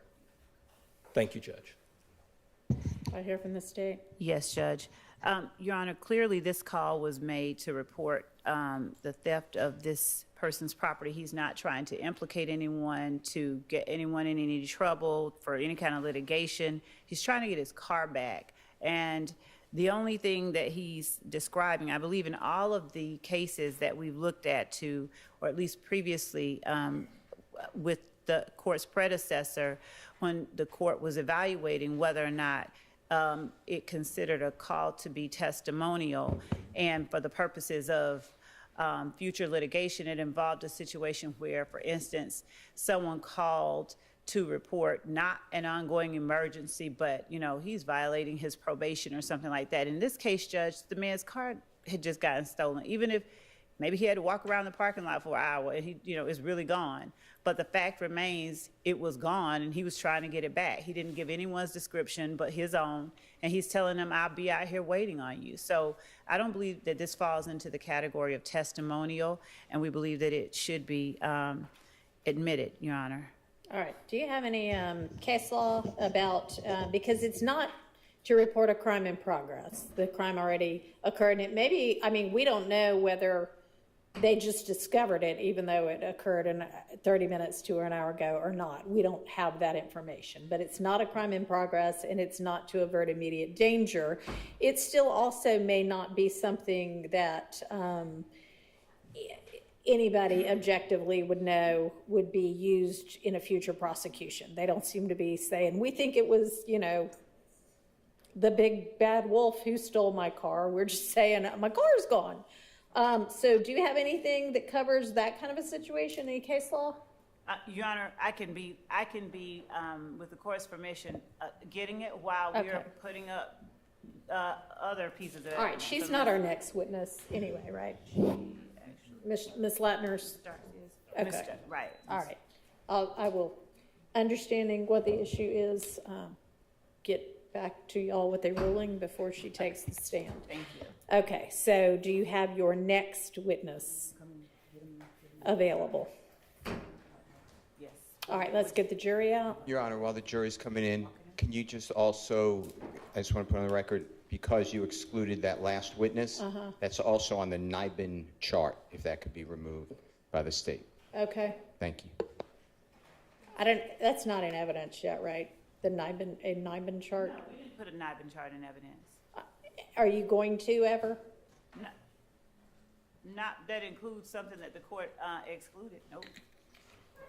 Okay, well, make sure that it gets removed from the chart, even if the chart gets used as a demonstrative. Yes, Your Thank you Honor. for bringing that to our attention. Yes, Your Honor, thank you. Thank you. Ready for the jury.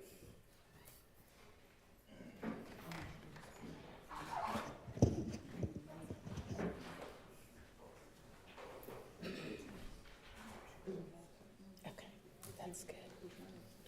Well, hopefully they can get this set up.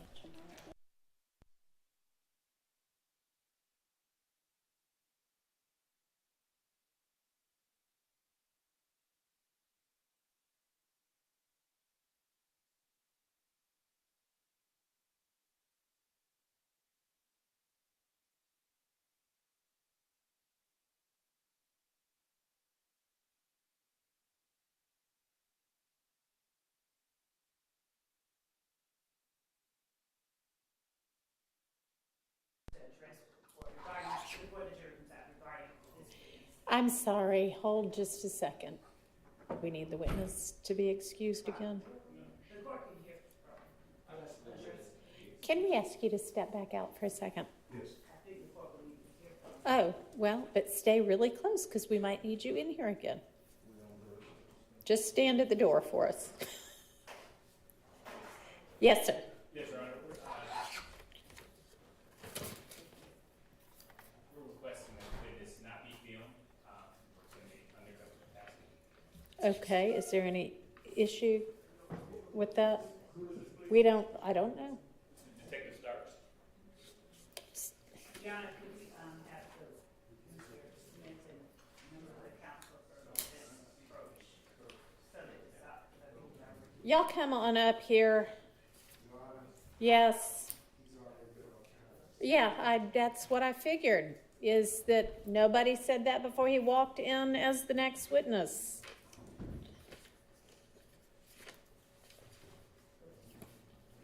So.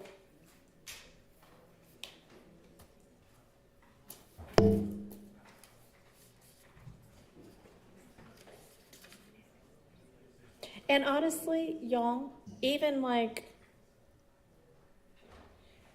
y'all keep skipping around. You will tell everybody it's going to be witnesses A, B, C, D, and E. And then it's witness A, witness E, witness D, witness B. I mean, y'all can't keep your order straight either. He was supposed to be the last witness of the day.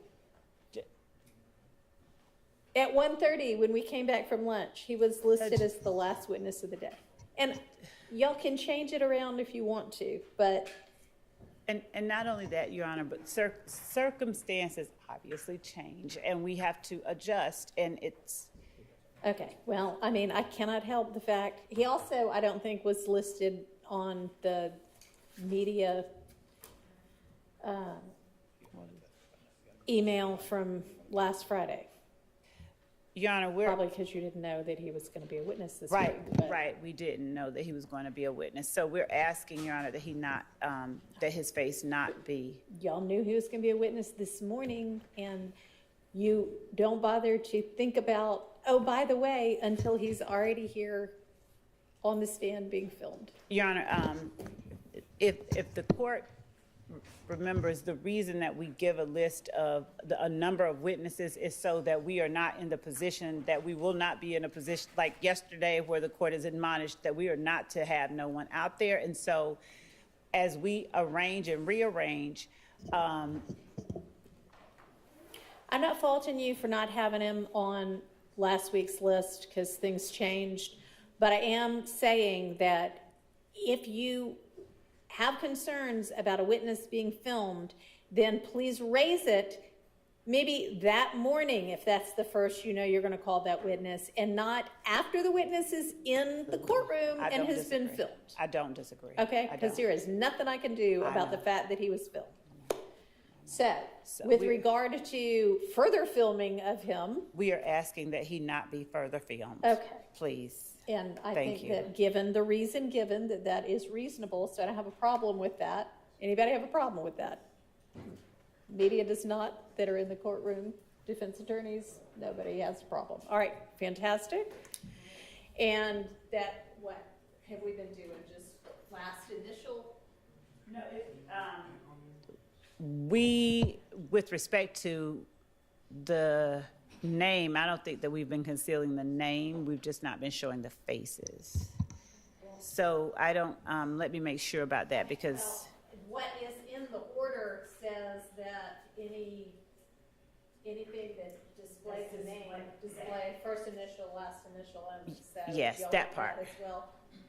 Okay, and then, but audio is fine, right? Just not the victim, I mean, the witness's face, Right. not the witness's name. Right, thank you. All righty, so let's stop the filming, get him on the stand. He almost stopped filming altogether. Hmm? I don't know. Oh. I think so.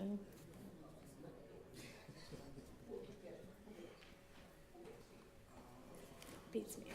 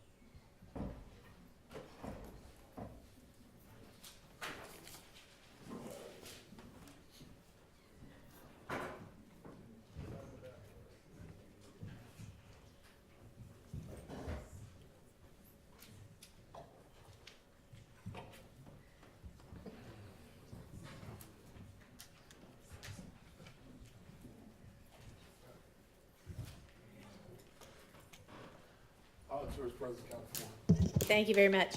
All right, ladies and gentlemen, you will notice that there's a different witness in front of you right now, and I'm going to instruct you at this time you are to disregard the testimony of the last witness. If you'll swear this witness for us.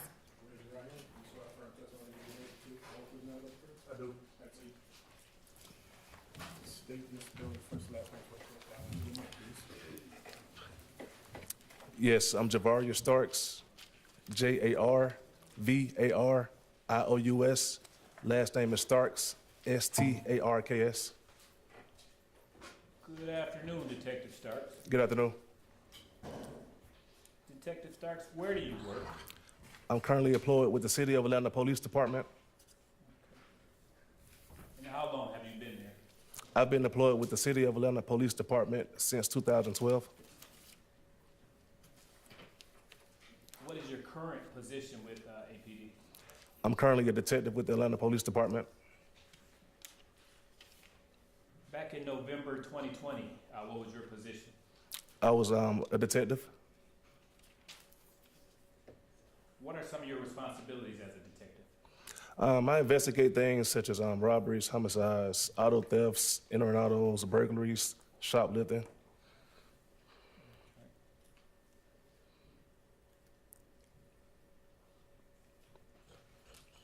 And are you post-certified? I am. And have you maintained that post-certification throughout your career? I have. I want to turn your attention to November 24th, 2020. Now, did you respond to a call at 4275 Walton Crossings, apartment 3216? Yes, sir, I did. Okay. And is that location in Fulton County? Yes, sir. And what is this location? Is it apartment, business, what is it? It's an apartment complex. And was it a 1 or 2 bedroom apartment that you responded to? I believe it was a 1 bedroom, 1 bathroom.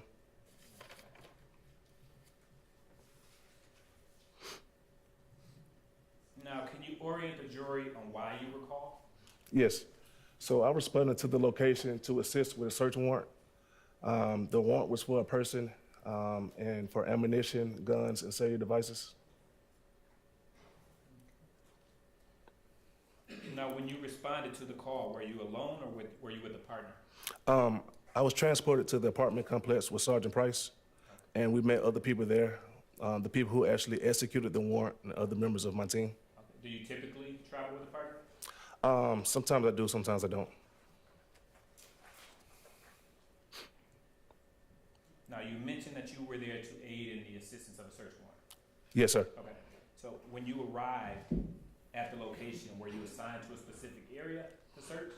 When I arrived to this apartment, I started searching around the bedroom and closet area of the apartment. Why did you search that area?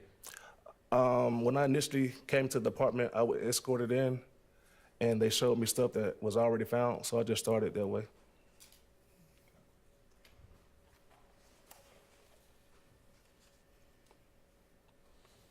Did you find anything in the bedroom? Yes, sir. And what did you find? In the closet, I found a rifle. Also located in the closet inside of a shoebox, I found a shoebox with a driver license and passport and other cards that belong to Chandler Durham. Do you know who the residence was of this apartment complex? Or I believe it was a female. I don't remember her name.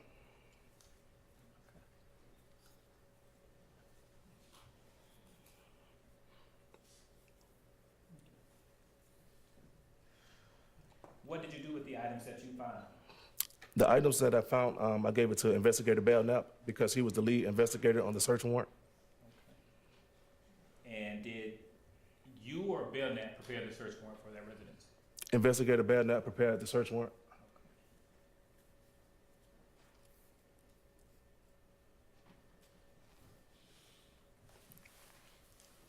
Did you prepare a report in this case? No, sir, I did not.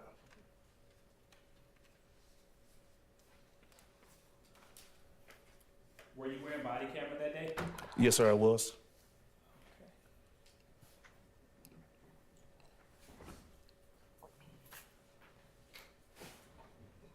Permission to approach, Your Honor? You may. I'm now showing you what's been pre-marked that states 3 Paul, and 4 Paul. Take a look at those.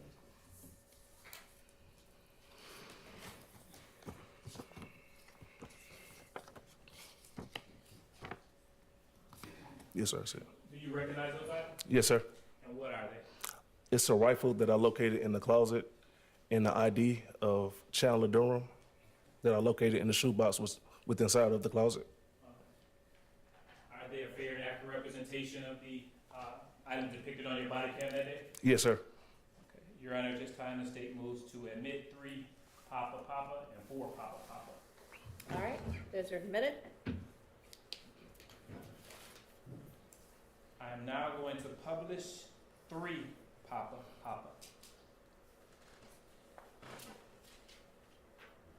And Detective Starks, what are we, tell the jury what is depicted in 3 Papa. Yes, sir. It's an ID of Chandler Durham that I located within the shoebox inside of a closet. And what else was in that shoebox? A passport, I believe some debit cards, credit cards of Chandler Durham. You may.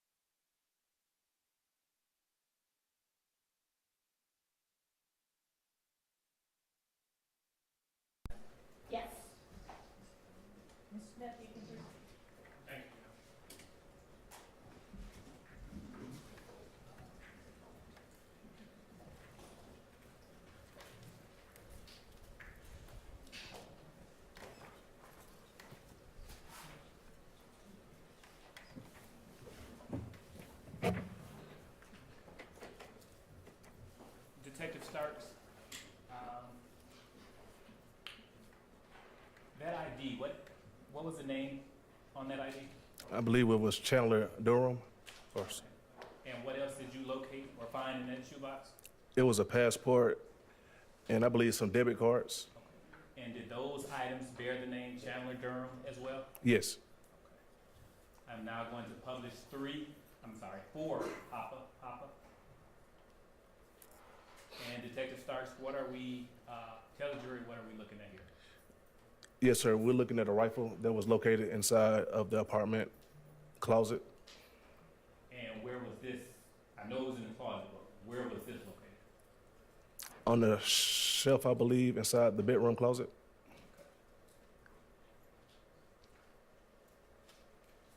And the items that you found, what did you do with the rifle and the box containing the identification materials? I notified Investigator Badnap, and he took collection of the evidence. Did you do anything else? No, sir. Brief moment, Your Honor.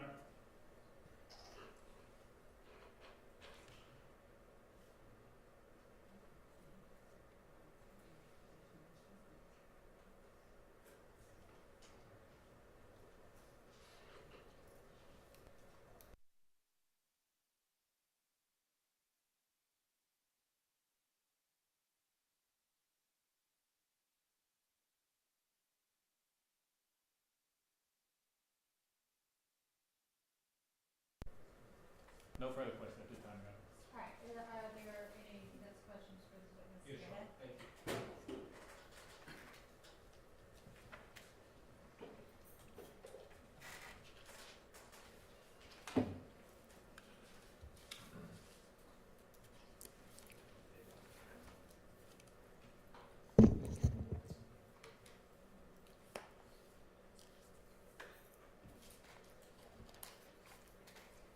Detective Starks, good afternoon, sir. Good afternoon. How you doing, sir? I'm good. My name is Carrington Matthews, and I represent Mr. Marquavius Huey in these proceedings. Yes, sir. You have been a police officer with Atlanta Police Department since 2012? Yes, sir. Okay. And you were part of a team that conducted a search warrant, is that right? Yes, sir. And I understand it was in November 24th or so, 2020, correct? Yes, sir. Okay. And you were not the only person that was there doing the search warrant, correct? I was not the only one there. You're correct. Okay. My understanding is that you did not prepare a report, correct? You're correct. Okay. And my understanding is that there were a couple items that you just testified to and you talked about that you located, correct? Yes, sir. All right. You have arrest powers, right? Yes. You have the ability to take out warrants for people when you believe that something awry has happened and a crime's been committed, correct? Yes. Can you look at this jury and can you tell them that you took out a warrant for a rifle found at this particular location for Mr. Marquavius Huey? I did not. You had the ability to do it, right? Yes. You did not. You're correct, sir. Okay. Let's talk about the items in the shoebox. The items that you just talked about, you're not aware of any of those items that we just talked about being the result of any crimes that you took out a warrant for on November 24, 2020 for Mr. Marquavius Huey. I did not take out any warrants dealing with the apartments or contacts in the apartments. You had the ability to take out a warrant if you believe that a crime had occurred with respect to these items that were located in a shoebox, correct? Yes, sir. Now, this was November 24th or so, 2020. Did you take out any warrants in 2021 for these items that you just talked about? No. Did you take out a warrant or anything of that nature in 2022 for the items that you just talked about? No. And to this date, you've not taken out any warrants for any items that you found with respect to a rifle located at that location, correct? You're correct, sir. And the same would be for the items that you just talked about with respect to the shoebox, correct? You're correct. Okay.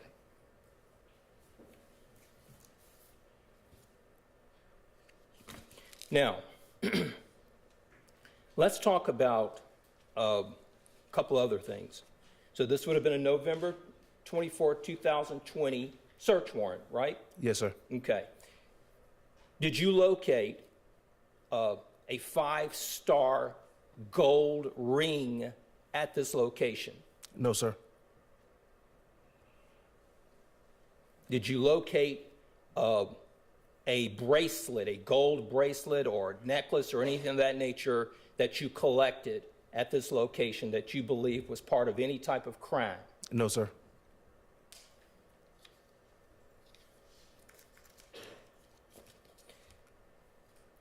Let's talk about, I think in the search warrant, Detective, you talked about a need or desire to look for cellular phone information at that location, correct? Yes. All right.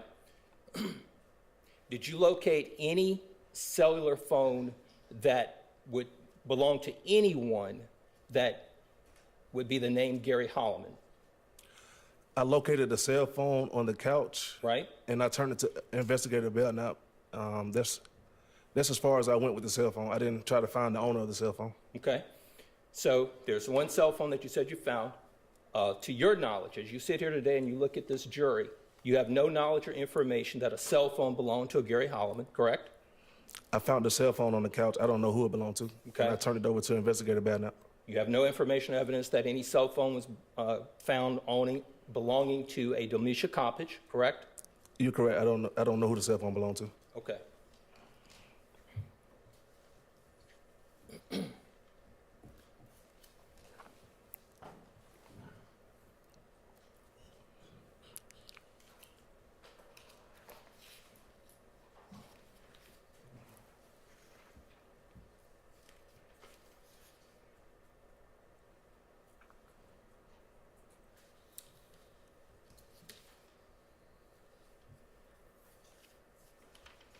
Just 1 second, Your Honor.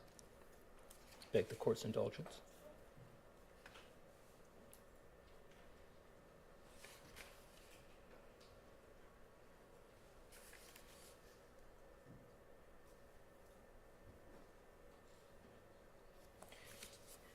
You did not locate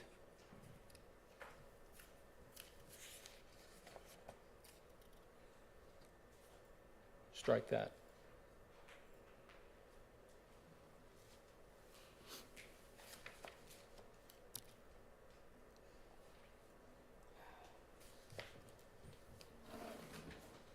Those are my questions.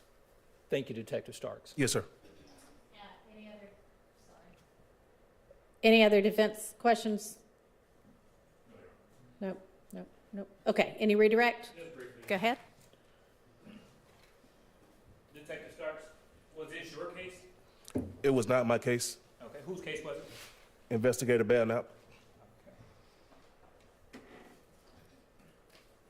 And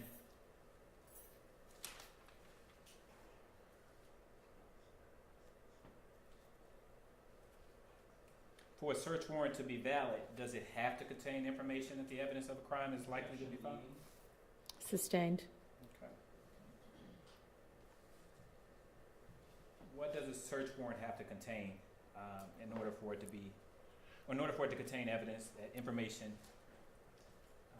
Strike that. Let me ask a better question. What does a search warrant have to contain? Does it have to contain information that evidence of a crime is likely to be found at the place to be searched? Again, Your Honor, that would be a leading question and also foundation. Sustained.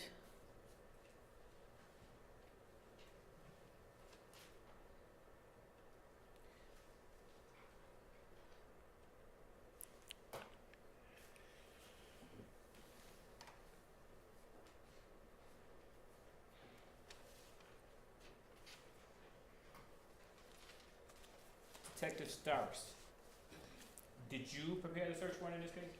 I did not. And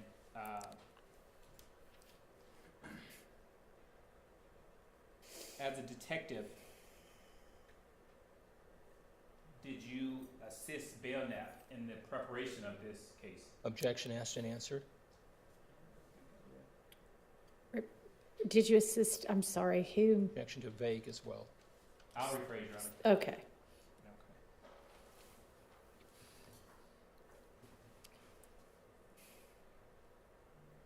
additional steps did you take in the execution of this search warrant? The execution of the search warrant, I searched, But I'm going to object. It's been asked and answered.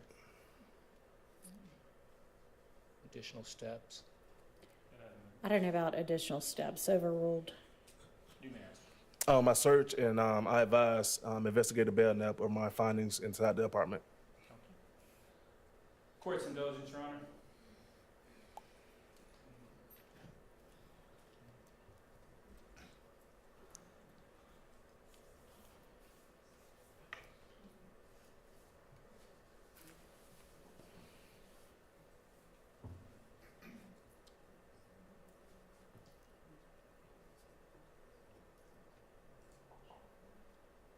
No further questions, Your Honor. All right. Nothing further, Judge. All right, thank you for your time. You may step down. Oh, yeah, have a nice one. Do y'all have a relatively short witness? Like an hour or less? Okay, bring them on. Your Honor, the state calls is Sharon Latner. Okay, y'all approach real fast.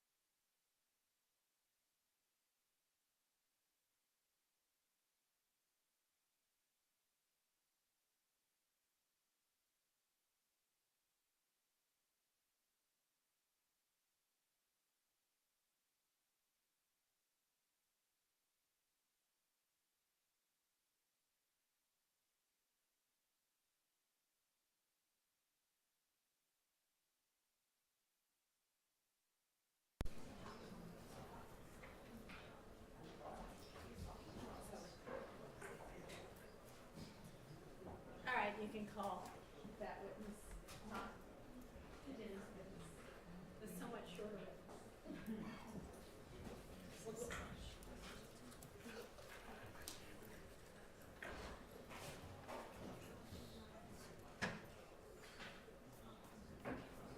Yes. Your Honor, the state's gonna call Officer Christopher Collins to the stand.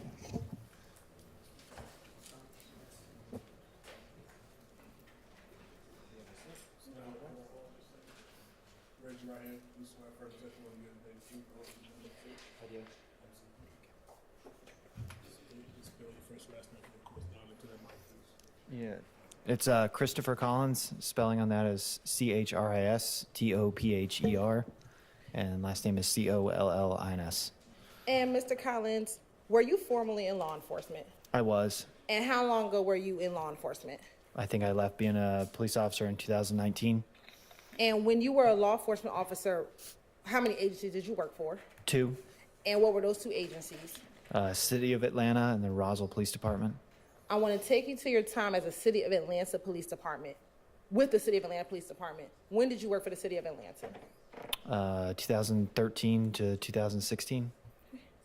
And when you worked for the City of Atlanta, what ranking did you have? Just police officer. Did you work in a specific zone? Zone 3. And did you work a specific beat? Yes, 13. It's 13's beat in Zone 3. And generally, where is that beat located? That's like the furthest southeast you kind of get in the city. It's like if you were to cut like a pie of the city of Atlanta, start at Turner Field and go south. What main roads were in the 1313 beat? Cleveland Avenue, Browns Mill Road, Jonesboro Road, I think 285 actually cuts through the bottom of it. Okay. You got permission to approach? You may.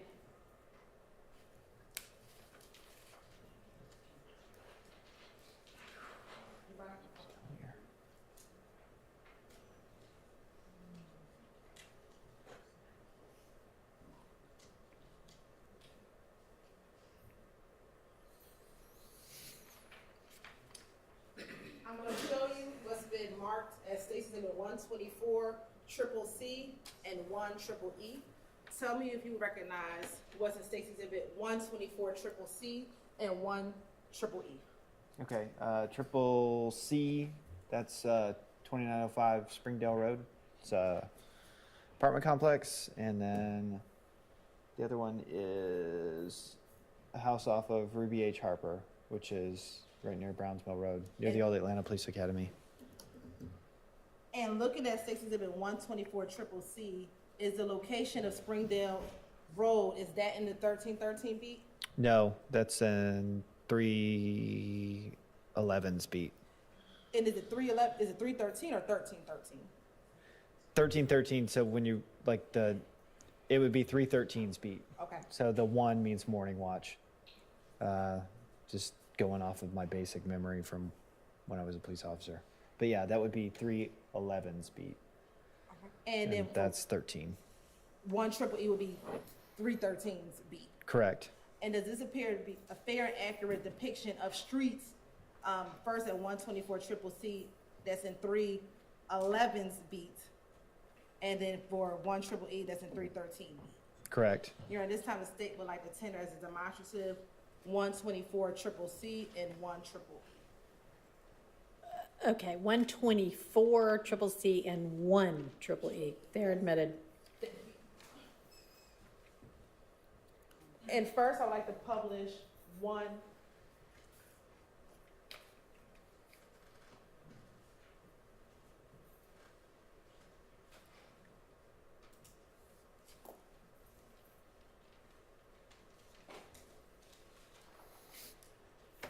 We won't publish anything yet because we're having technical difficulties. I want to direct your attention to January 11th, 2015. Did you have the occasion to respond to a 3424 Ruby H. Harper Drive? Yes, And is that in Atlanta, Georgia? it is. And is that in Fulton County? Yes. Why did you respond to that location? That was a shots fired call. I believe there was property damaged. There had been And did you weapons respond to that discharged. location with any other officers? Yes. I want to say Officer Lucky responded with me. I'm sorry, say that one more time. Officer Lucky responded with me to that one. Okay. And if you can recall, what occurred when you responded to that location? Without referencing my report, I know that there was a couple vehicles that had been damaged and a little bit of the structure as well. Will looking at a copy of your report help refresh your memory as to what you did when you arrived? It would. Okay.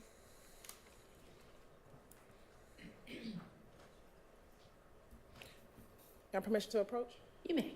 I'm going to show you what's been marked as Stacy's Exhibit 2 Triple E. Okay. Tell me if you recognize 2 Triple E. I do. This would be a police report that I wrote that's been printed out. And will looking at that report help you refresh your memory as to what you did when you arrived at 3424 Ruby H. Harper Boulevard? Yes, it would. Okay, you can take a moment, look at it, and let me know when it helps refresh your memory.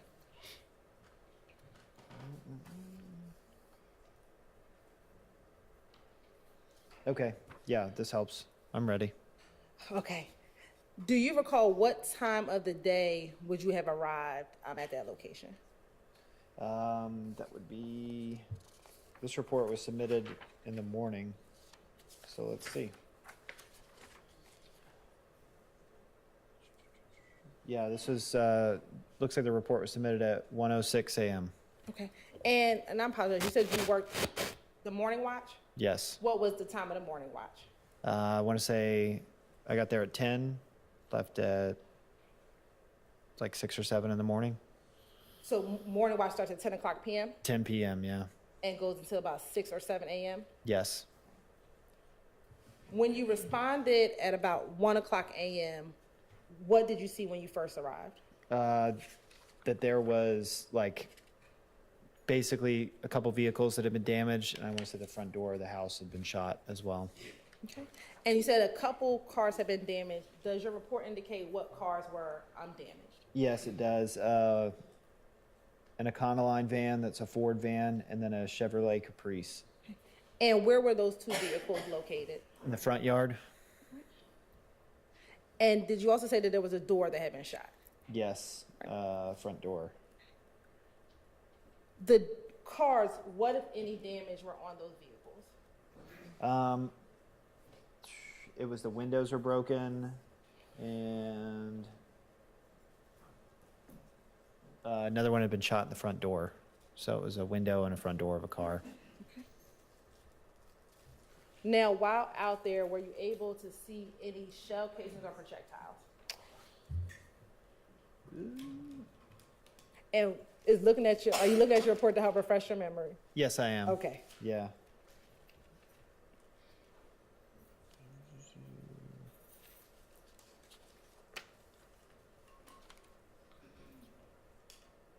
Yes. There were 24 shell casings, 9mm and 40 caliber that were there. They were in the street directly in front of the house. And was there anyone home when you first responded to the location? No, there was not. When you responded to the location, you talked about being in the front of the home. Did you go anywhere else to check to see if anyone was there? Yes, we checked the backyard and the surrounding area. Now, were you familiar with that location? Yes. How were you familiar with that location? I believe I've been on several 911 calls there in the past. Okay. And were you familiar with the individuals that lived at that location? I was. Okay. And who were the individuals that lived at the location? Your Honor, I'm going to object to the extent that it calls for hearsay. How were you familiar with the individuals that lived at that location? Previous 911 calls? And those 911 calls that you responded to? Correct. And when you responded to those previous 911 calls, did you interact with the individuals that lived at that location? Yes. And did you become aware of them through that interaction? Yes. Okay. Who were the individuals that you knew that lived at that location? You had Rodney Sturkey and Thaddeus Bush. Okay. And without giving me their full date of birth, what was the year of birth of Thaddeus Bush? 1967, And what about the year of birth of Mr. Rodney Sturkey? 69.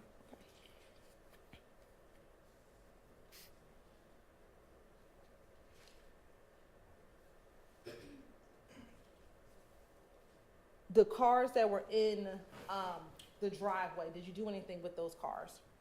Yes, we ran them and through GCIC to see who they were registered to. Okay. And were you able to determine who the cars were registered to? Yes. All right. And who were those cars registered to? Objection, that would be hearsay. Sustained. Now, were you familiar with any relatives of anyone, or were you aware of any relationships of anyone who lived at that home? Yes. Okay. Specifically, Mr. Bush, were you familiar with any of his relatives? Yes. Okay. Who, maybe not familiar with, were you aware of who he was related to? Yes. Who was he related to? Objection, foundation, and possible hearsay. Sustained. Let me ask, how were you familiar with Mr. Bush and who his relative?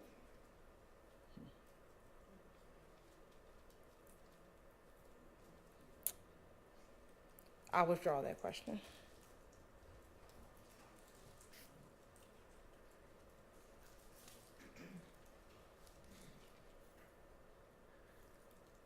While on scene, were you ever able to speak with any witnesses? Without telling me what they said, were you ever able to speak with any witnesses? Yes. Okay. Were they able to provide you information about the incident? Yes.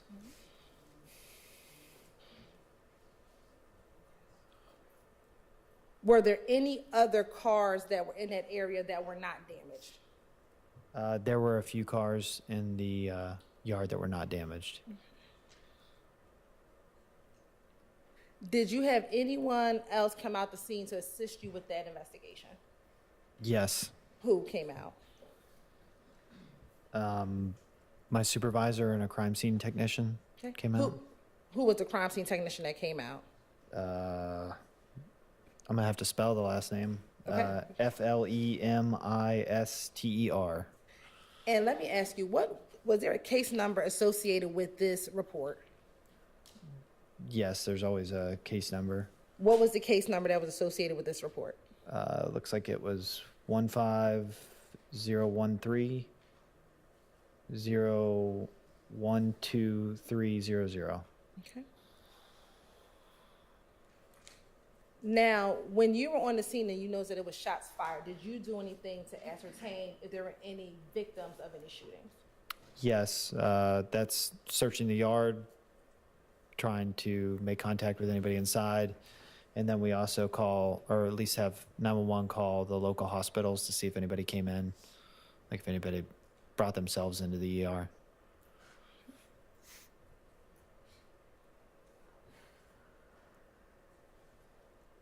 At any point while you were on scene, did either Mr. Bush or Mr. Sturkey arrive on scene? I believe they did. Okay. Do you recall if both of them arrived or one of them arrived? If I can look at my report, I can let you know. Sure.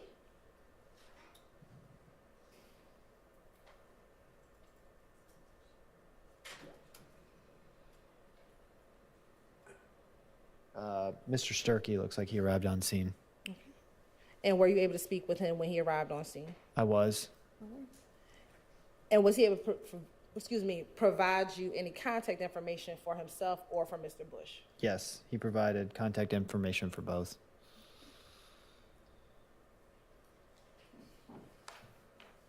Were you present when the crime scene tech was processing and collecting the evidence? Yes. Okay. After the crime scene processed the evidence and you wrote your report, did you have any other involvement with responding to that location? No. All right. I want to direct your attention to January 28th, 2015, Did you have the occasion to respond to 2905 Springdale Road in Atlanta, Georgia? I did. And why did you respond to that location? I believe there was a shots fired call at that location. And what time did you arrive to that location? I wouldn't know that off the top of my head without referencing my report.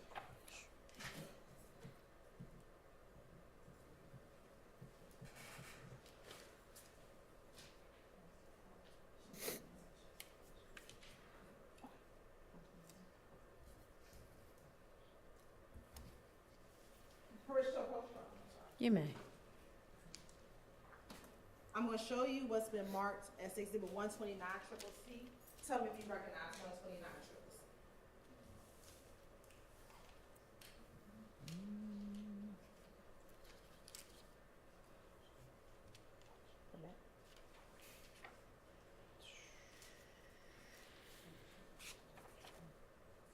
Let me make sure. No, I don't. This is not. I mean, I know the person that wrote it, but that's not mine.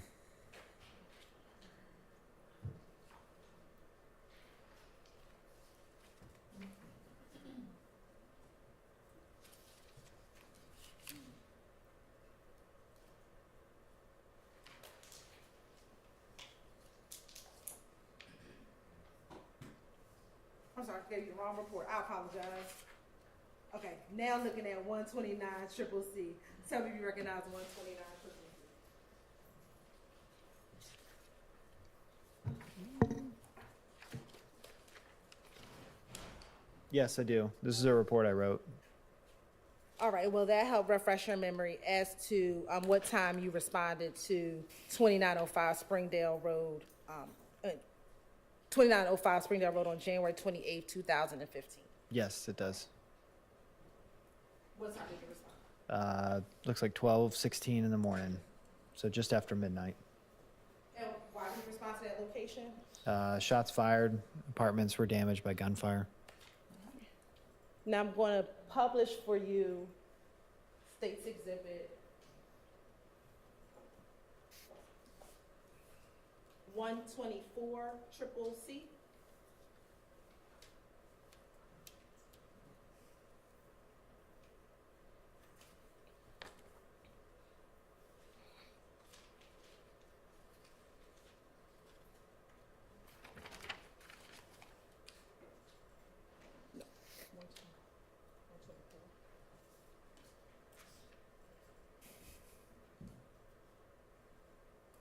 Okay.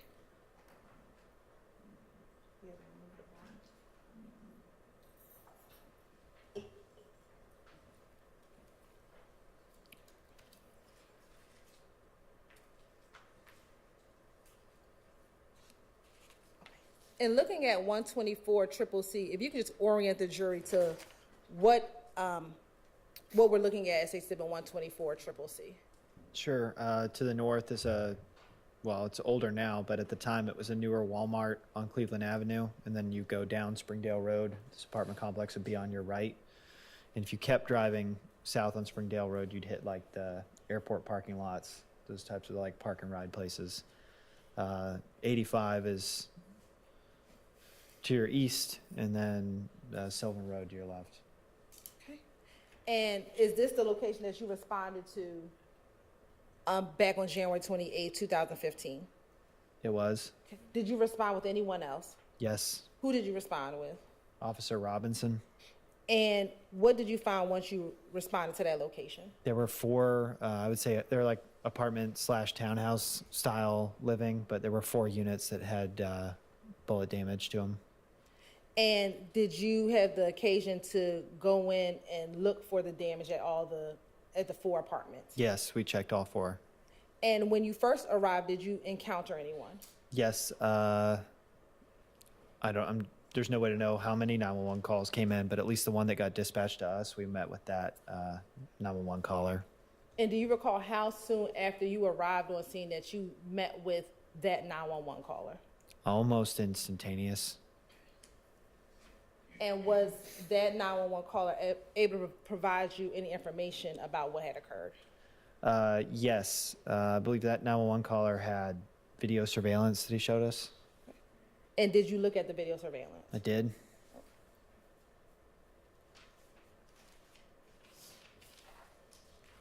And based on looking at the video surveillance, what if anything did you do after looking at the video surveillance?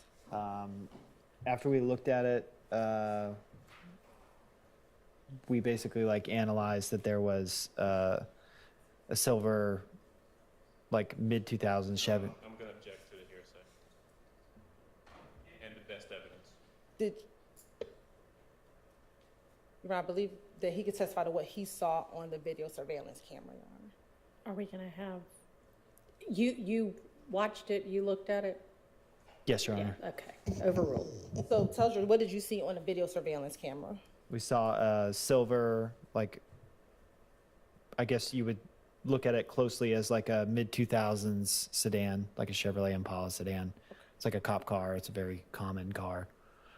And what did you see? Tell them what you saw on the video surveillance. We saw a 2000s silver Chevy Impala. And did you see this? You see the it. Chevy Impala do anything? It drives by and shoots at the apartments. Okay. Are you able to see anyone inside of the Chevy Impala? It's impossible to make that out in the video. All right. And in looking at the video, were you able to see where the car the shots were being fired from? I don't think it has that much detail.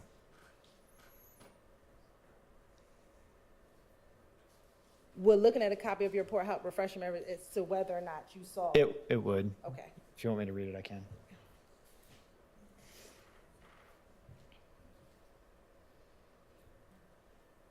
Okay. Yeah, in the report, it says that there is shots being fired from the front and the rear of the passenger side of the vehicle. And after watching that surveillance video, were you able to see yourself if there were any shell casings out in front of 2905 Springdale Road? Yes. We recovered quite a few shell casings. If you want a specific number, I need to read for it. Okay. There were 17 9mm casings recovered in the parking lot. Can you speak into your mic? 'Cause I don't think Sorry, there were 17 9mm casings recovered from the parking lot. Once you were able to see the video surveillance, what, if anything, did you do regarding the Impala? We would have put a lookout over the radio for the Impala, see if it was involved in anything else. To see if there was what? See if it was involved in anything else. Alert other police officers if they happen to see it driving by. Did you do anything to determine whether or not there were any gunshot victims from this scene? Yes, checking the apartments, calling the local hospitals, doing all of that kind of. Now, you said that you went into each apartment. I want to start with the first apartment. Do you remember what the apartment number was for the first apartment? That one was P1. Okay. And was there anyone at home at the time of the shooting? Yes, that was the. Yes, that one was occupied. Okay. And who was in the apartment? Last name was Anderson, and two people with the same last name, Anderson. And what year were they born? 1951 and 1947. And was there any damage to their apartment? Yes, no one was injured. In P1, there was just property damage to the structure, so the home had been shot itself, like walls, doors, etc.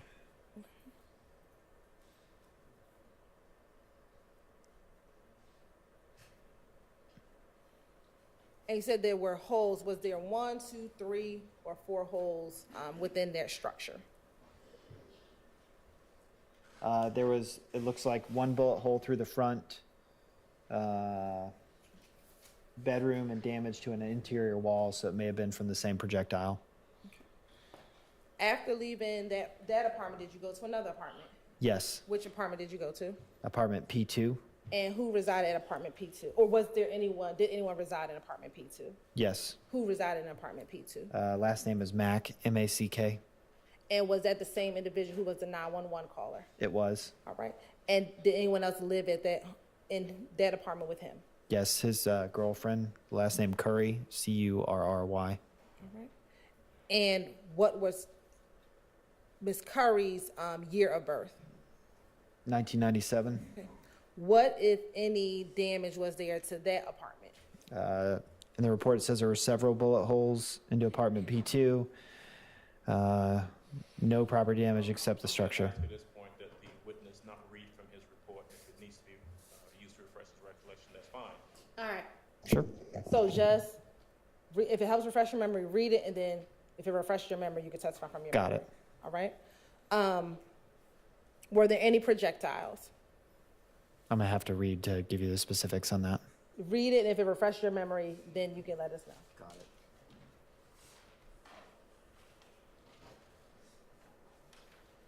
Yes, there was one projectile that was located inside the apartment. Now, after leaving that apartment, did you go to the next apartment? We did. And was there anyone occupying the third apartment? I'm gonna have to read really quickly to refresh my memory. Sure. Okay. No, that was unoccupied at the time of our arrival. Did you enter inside the apartment? We did. Okay. And what, if anything, did you find once you went inside the apartment? I'm gonna have to refresh my memory by reading real quick. No problem.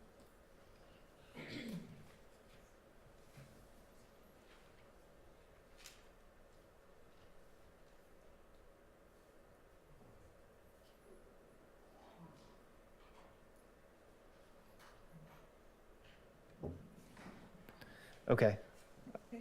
I'm ready for your question again. Sure. Was there any damage inside of that apartment? Yes, it looked like there were 2 TVs that had been damaged, and we did find a projectile. The back door was unlocked. 2 TVs downstairs were on. And what was that apartment number? That was apartment P3. And then did you go into the fourth apartment? I did. And what was that apartment number? P4. And was that occupied by anyone? I'm gonna have to read to let you know. Okay. Yes, that was occupied by, it looks like 2 persons. And who were those 2 individuals? I'm gonna read them real quick. P4, last name was McCurdy, MCCURDY, and the other last name was Daniel, DANIEL. And what was the year of birth of McCurdy? 1970, And what about Daniel? 1989. And was there any damage to that apartment? I'm gonna have to read really quick to let you know.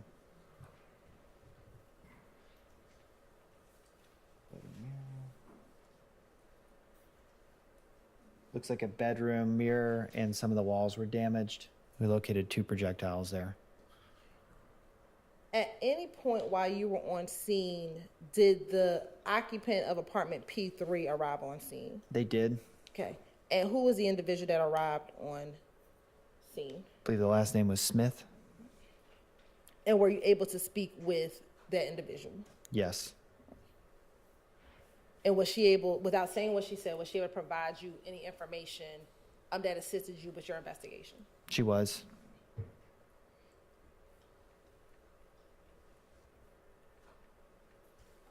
Now, did you have any crime scene techs come out to the scene? We did. Okay. Which crime scene tech came out to the scene? Sanders was the last name. Okay. And were you the officer that directed her to all of the damage and projectiles that were found at the apartment complex? I was.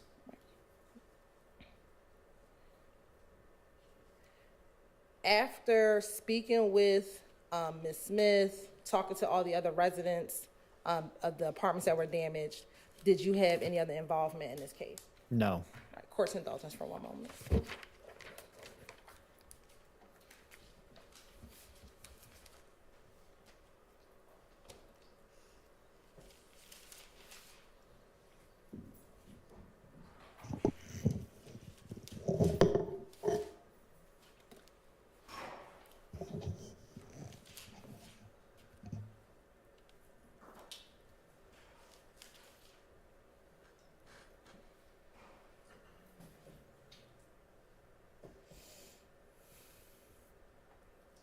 I have no further questions, Your Honor. All right, are there any defense questions for this witness? Your Honor, thank you. On behalf of Mr. Williams, we have no questions for this gentleman. All right. Mr. Short, if you, okay. Good afternoon. Good afternoon. My name is Max Shard. I represent Shannon Stillwell, okay? Yeah. My understanding, you arrive at the scene and one of the residents shows you their surveillance video. Correct. Oh, I'm sorry. Thank you. At 2905 Springdale. Sure. Is that correct? That's correct. And you viewed that video? I did. Were you the only officer to view the video? I couldn't remember. This is from several years ago. I understand. I In that video that you watched, mhm. there appeared to you to be one car involved in this incident, correct? Yes. Okay. And that one car that appeared to be involved, according to the video, was a silver Chevrolet Impala or a similar car. Yes, the taillights are awfully specific on that car, so that's what it looked like to me. Okay, but it was definitely silver. Could be a variety of gray. It could be anything. Okay, But gray or silver. sure. Sure, okay. And that video that you watched, Mm-hmm. did you collect that video? I have no idea. I mean, if it's listed in there as being put in like on a thumb drive, then sure. When a case like this typically happens, it gets assigned to an investigator, and they would be the ones to retrieve it, or a crime scene tech, not necessarily the responding officer. Would you have, if you didn't collect it, would you have alerted the investigator? Sure. Yeah. Okay, and do you personally know where this video is now? No. Okay, thank you. Any other defense counsel questions? No. Any redirect? All right. Thank you for your time. You are excused. Thank you. And we're going to adjourn for the day. So I think y'all may know we have a somewhat, just slightly late start in the morning. Y'all may not know. 9:30, one of your number needs to deal with something early in the morning and believes that they can be here by 9:15 or 9:30. We're just going to make it 9:30. So all of y'all make your arrangements for us to start at 9:30 in the morning. Don't discuss the case with anybody. Don't allow anybody to discuss it with you. Don't look at any kind of accounts of any sort. And we'll see you in the morning. Thank you.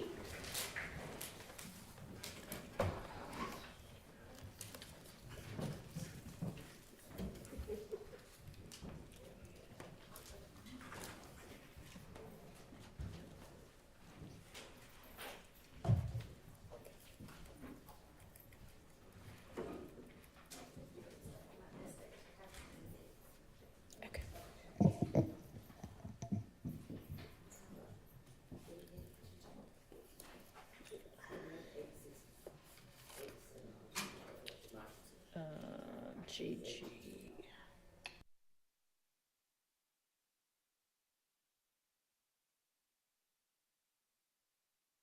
All right, I think that for us, we might still come at, y'all can sit down, at 8:45 because I feel like we maybe have things to go over. I know Mr. Steele just sent several new motions in limine. Y'all should have your witnesses ready to go at 9:30. Is there any issue remaining with witnesses? I know, Ms. Love, you updated us over the lunch hour, I believe, with when and where there was notice of the newly re-added witnesses. Is there any issue about anybody now? Okay, all right. If we can just have some idea of what witnesses they plan to call on tomorrow. Okay. Is there any update on Mr. Zachary? If he's out tomorrow, we're gonna put him Okay. up tomorrow. Yeah, But so that one is just kind of an unknown. If he gets released, he's gonna come straight here, it sounds like. that's the intention. And beyond that, who do you think?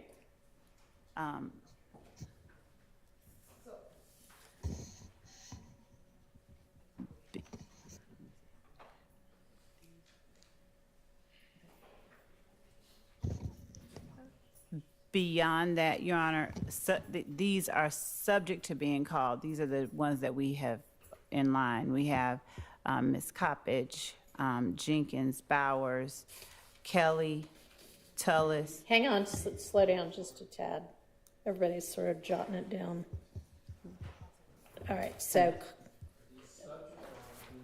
this is who you expect to be lined up calling tomorrow. This is who we have lined up, and if we don't have Mr. Zach. Understood. Okay, so can you run through that again a little more slowly? Yes. Miss Latners, I should have started with her. All right. Miss Coppedge, Jenkins, crime scene tech, Jenkins, Bowers, also crime scene tech. Former GBI analyst Kelly, crime scene tech Tullis, former,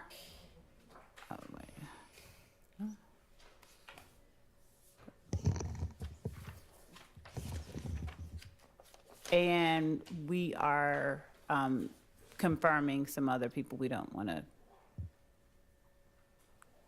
speak out of turn, but I believe we have a couple others that we are confirming.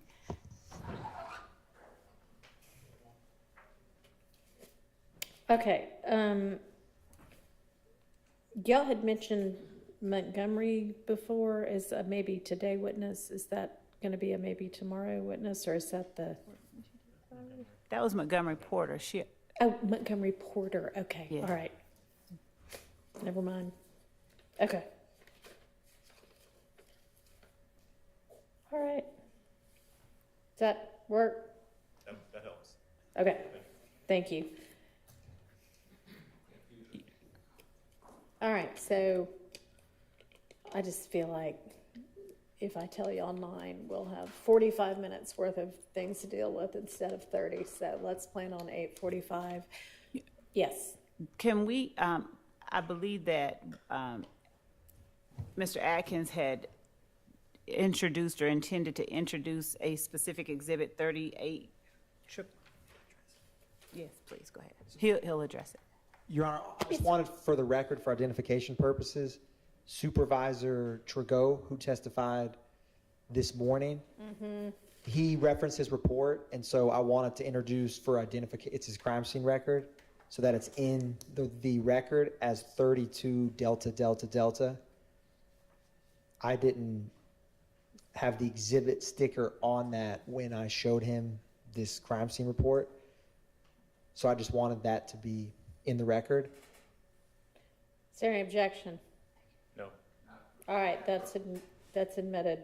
And Your Honor, the last thing I wanted to ask, just because we just discussed it, is would the court permit, if the state finds specifically on the CAD report and 911 call that the state, Mr. Matthews, and the court were just discussing, for a 5-minute argument in the morning if the case finds an appropriate case to share? Absolutely. Thank you, Your Sure. Honor. And would the state mind, I'm going through the in-camera on the communications between the state and the various attorneys for people who have pled. Do y'all mind getting me the executed plea acknowledgement for whomever y'all sent me over the correspondence for? Because I know it's somewhere and I could probably sort through and find it, but if y'all could just get them to me, it'd be easier. Because I've got sort of the drafts going back and forth, but I don't know what the end results look like. I will. I think that we filed them in Odyssey. Do we? And I'm sure that they are we'll get somewhere, them. but We have them. We will give the court that'd be great. signed copy. Yes. That would be great. Thank you. Anything else before we close for the day? Okay. All right, so take a look at, and I don't know how soon we're going to get to the various things that are addressed in Mr. Steele's motions in limine, but take a look at those in the event that any of that is anything we're going to be getting to soon. All right, I'll see everybody at 8:45. Thank you. Thank you.